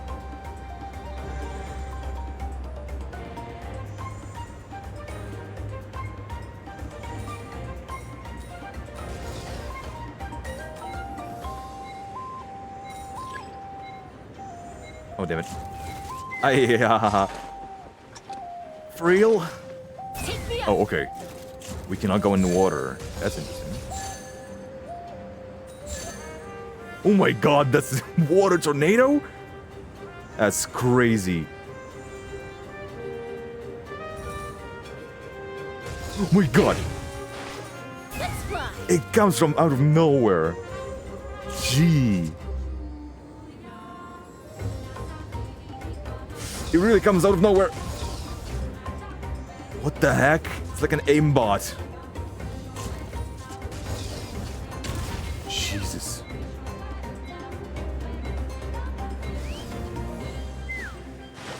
Damn it. Oh wait, I lose coins when I do that too. Gotta be very careful.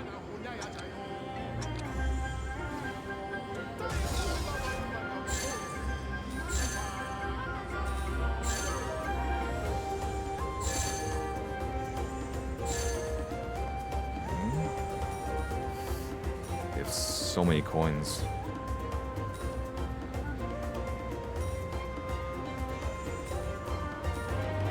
I'm very close to being the next one. Oh, I am. Damn, okay. That's fair. I actually don't mind.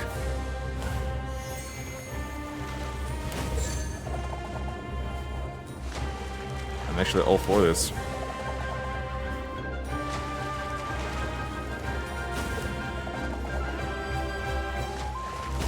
Because it seems pretty damn fun.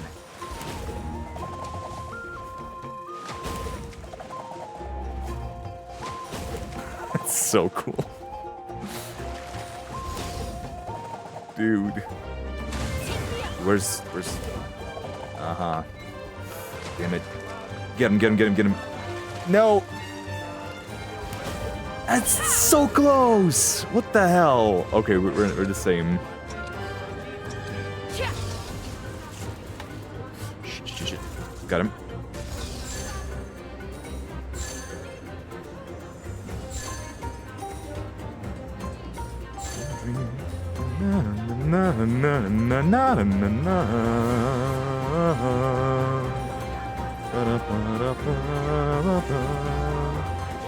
This guy's good. 390. Yeah. Right. Dude, how do you maneuver these things?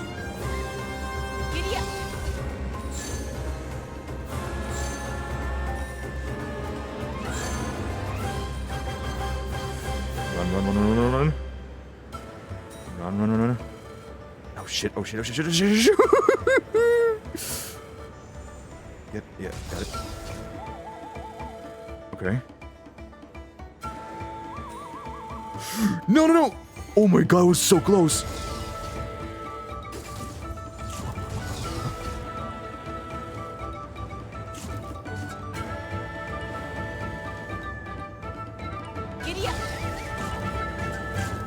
Okay, we're good. Hell yeah, let's go.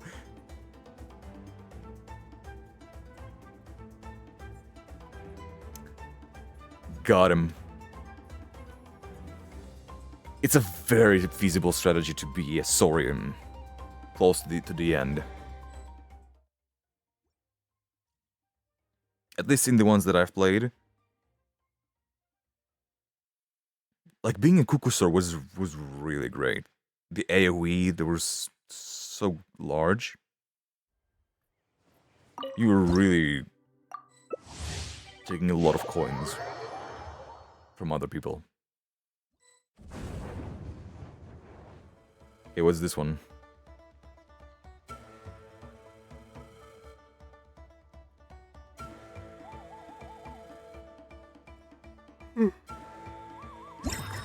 So far, Kukusor was my favorite one. Oh? Mohican? Or Shilonen? Varesa, never mind. Ectomisaurs! Homing explosives. Okay, this is gonna be fun.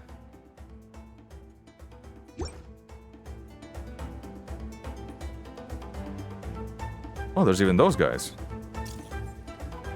Okay. Running late again. Let's get this bread.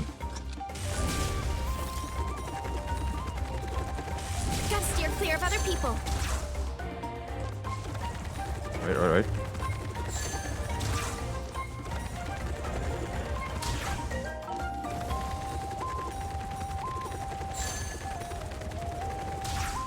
Shit. Oh. Got his ass. Got him.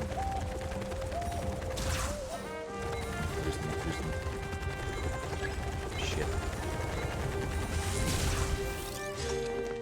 Okay. Oh, I'm in the lead. That's nice. Shit. Oh, are you serious? Come on.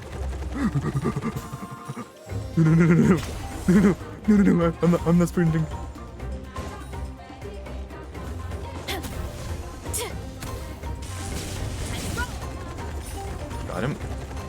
Got him. Ah, shit. Got him. 20 coins, nice.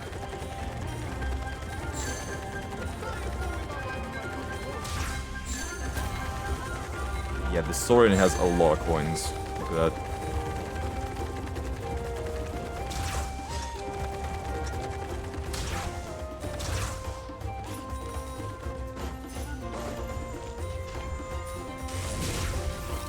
That's so fun. Got you. Got you. Got you. There we go. Give me logistic. God damn it. Running like an idiot.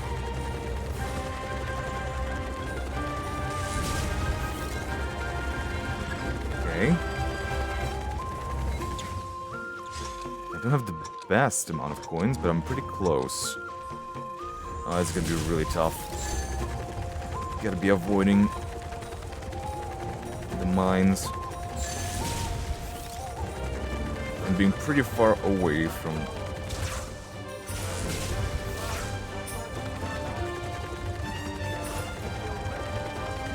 Oh god, oh god, oh god. He's targeting me. Shit.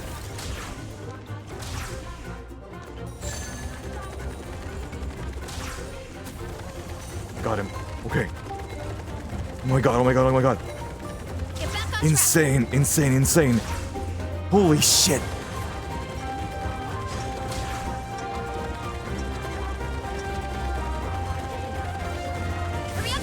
Ah, damn it.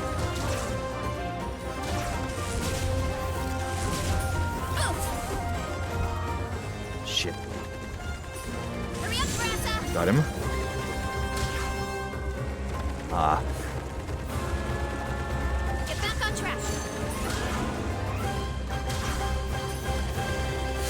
I got him, I got him. Yes! Okay, as long as the Saurian doesn't target me that much, I'm golden. Ow, oh, of course, right as I say that. Oh, are you kidding me? Okay, I'm invincible. I'm fine, I'm fine, I'm fine.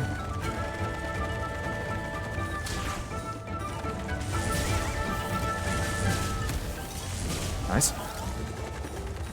Okay, he's not targeting me. So far, at least. I should have kept my mouth shut. Damn it! Okay.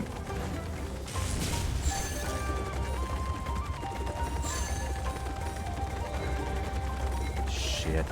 Yeah, that's a lose. Oh, come on. Could you not target him for a bit? Well played.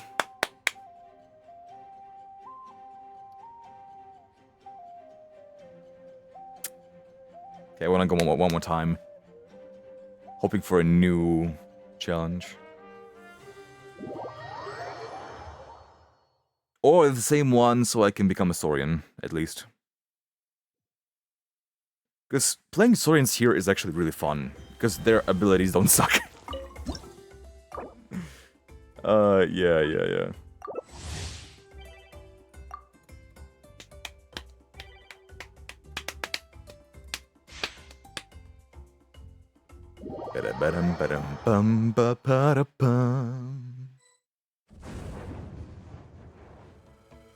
Okay, what's it gonna be this time? What have we got here?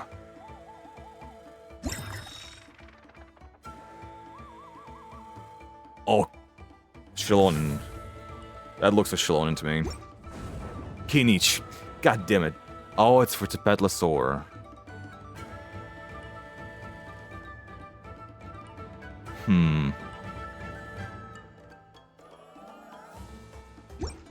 That's interesting. A lot of it's gonna be in the sky. Okay. Okay, ready? Set. Got it.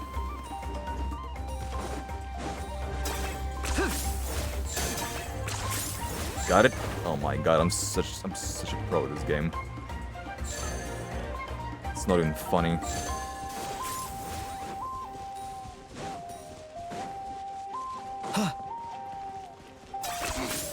Points for agility.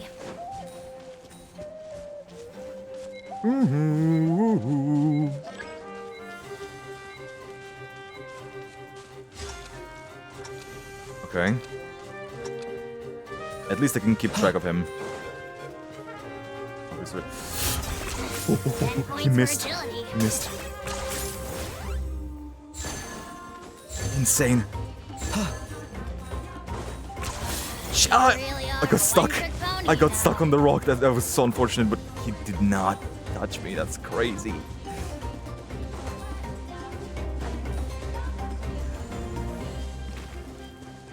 Okay. Oh, they fall.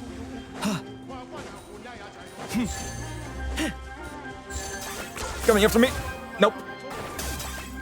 He's so fast.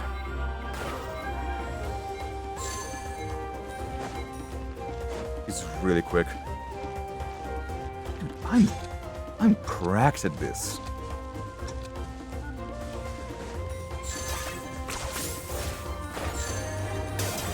Okay. This is a safe bet. 10 points for agility. Damn it. Ah, whatever.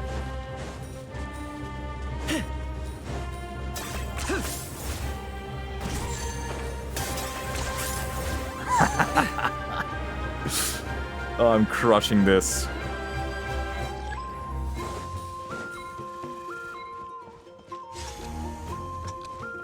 Alright. He's not targeting me. Shit. Okay, it was so close. Wow, he's not targeting me. That's crazy. No, he is. God damn it. Didn't get out in time. That's fine. Just gonna stay in the air. Okay, I'm not gonna stay in the air. I lied.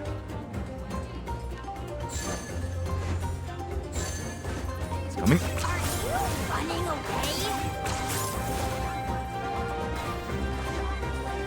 We're so good. We're so good. We're so good. Oh, okay. I got beat. I got beaten. It's fine.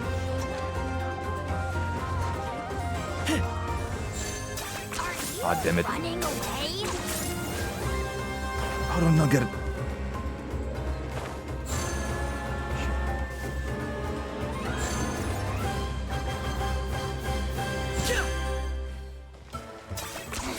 10 points for agility. Shit. Gotta go for the big coins.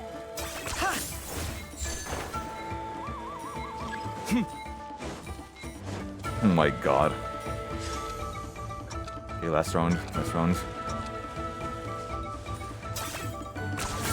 You really are a one-trick pony, you know. Yeah. God damn it, I got stuck.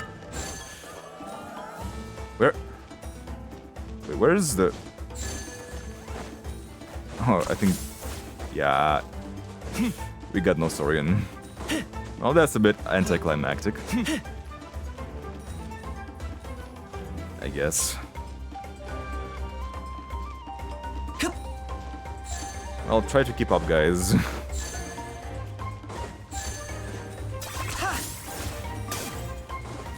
Oops.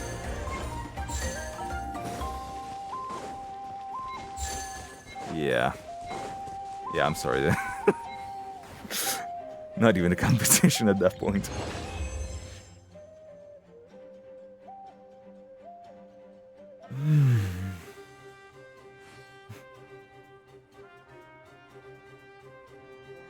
It's pretty addictive. I'm gonna be honest. It's pretty addictive. I wanna go one more game. It says it's randomized, but I hadn't played the same stage twice so far. Let's go again.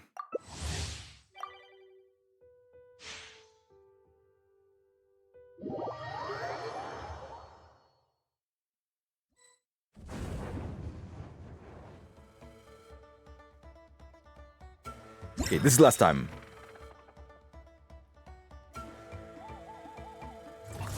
Alright, that's the Mualani one.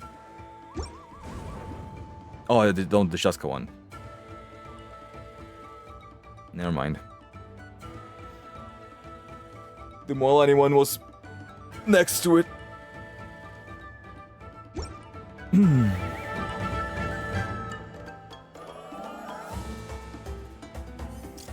This one, I'm not gonna be like trying too hard.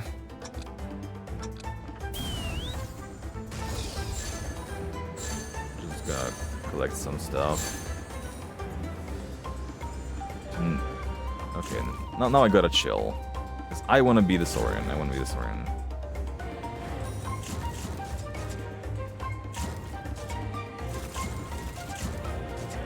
Please, come on, like, no. Dude, come on, get some coins. You can do it. God damn it.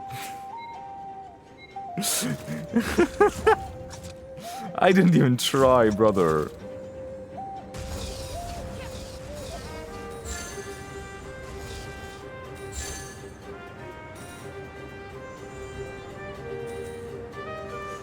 Ooh.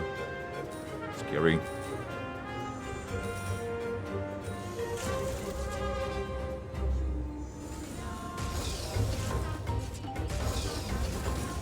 No. Okay, there's a way to avoid them.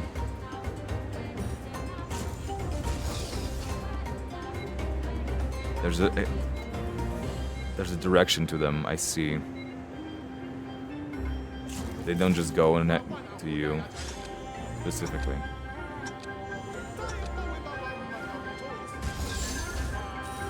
There's a game plan to that. Shit.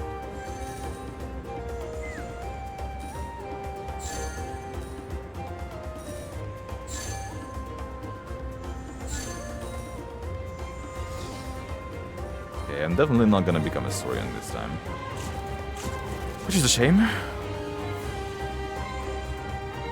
But I will leave it to the last round, hopefully.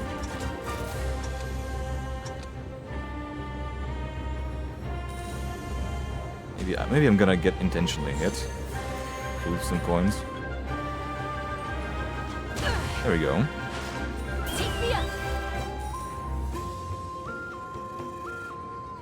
Okay. Now I'm in the last. I'm not. Okay, come on, hit me. Nice. Again, exactly. Again, hit me again. All right. There we go. Now this round, I'm gonna become a Saurian.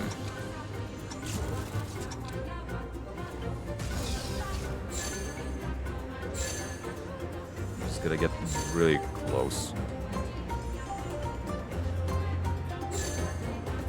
Ari, come on. Stop fooling around.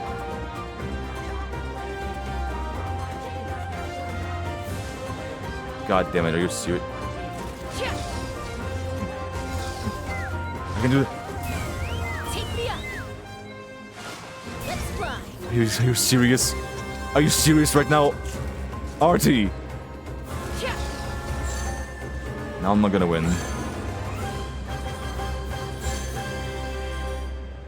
Oh, I should have been doing it all the time. Damn it. It's impossible to win now.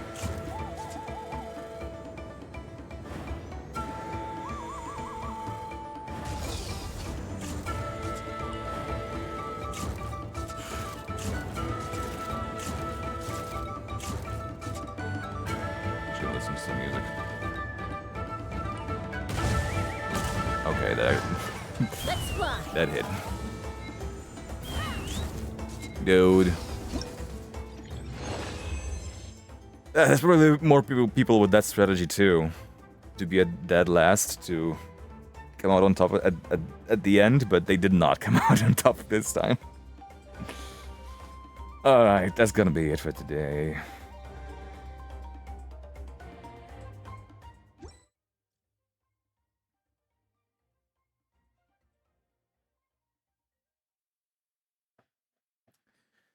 That's fine. I had some fun. Oh. Well, it's gonna be it for this VOD. Thank you for watching this, whoever is.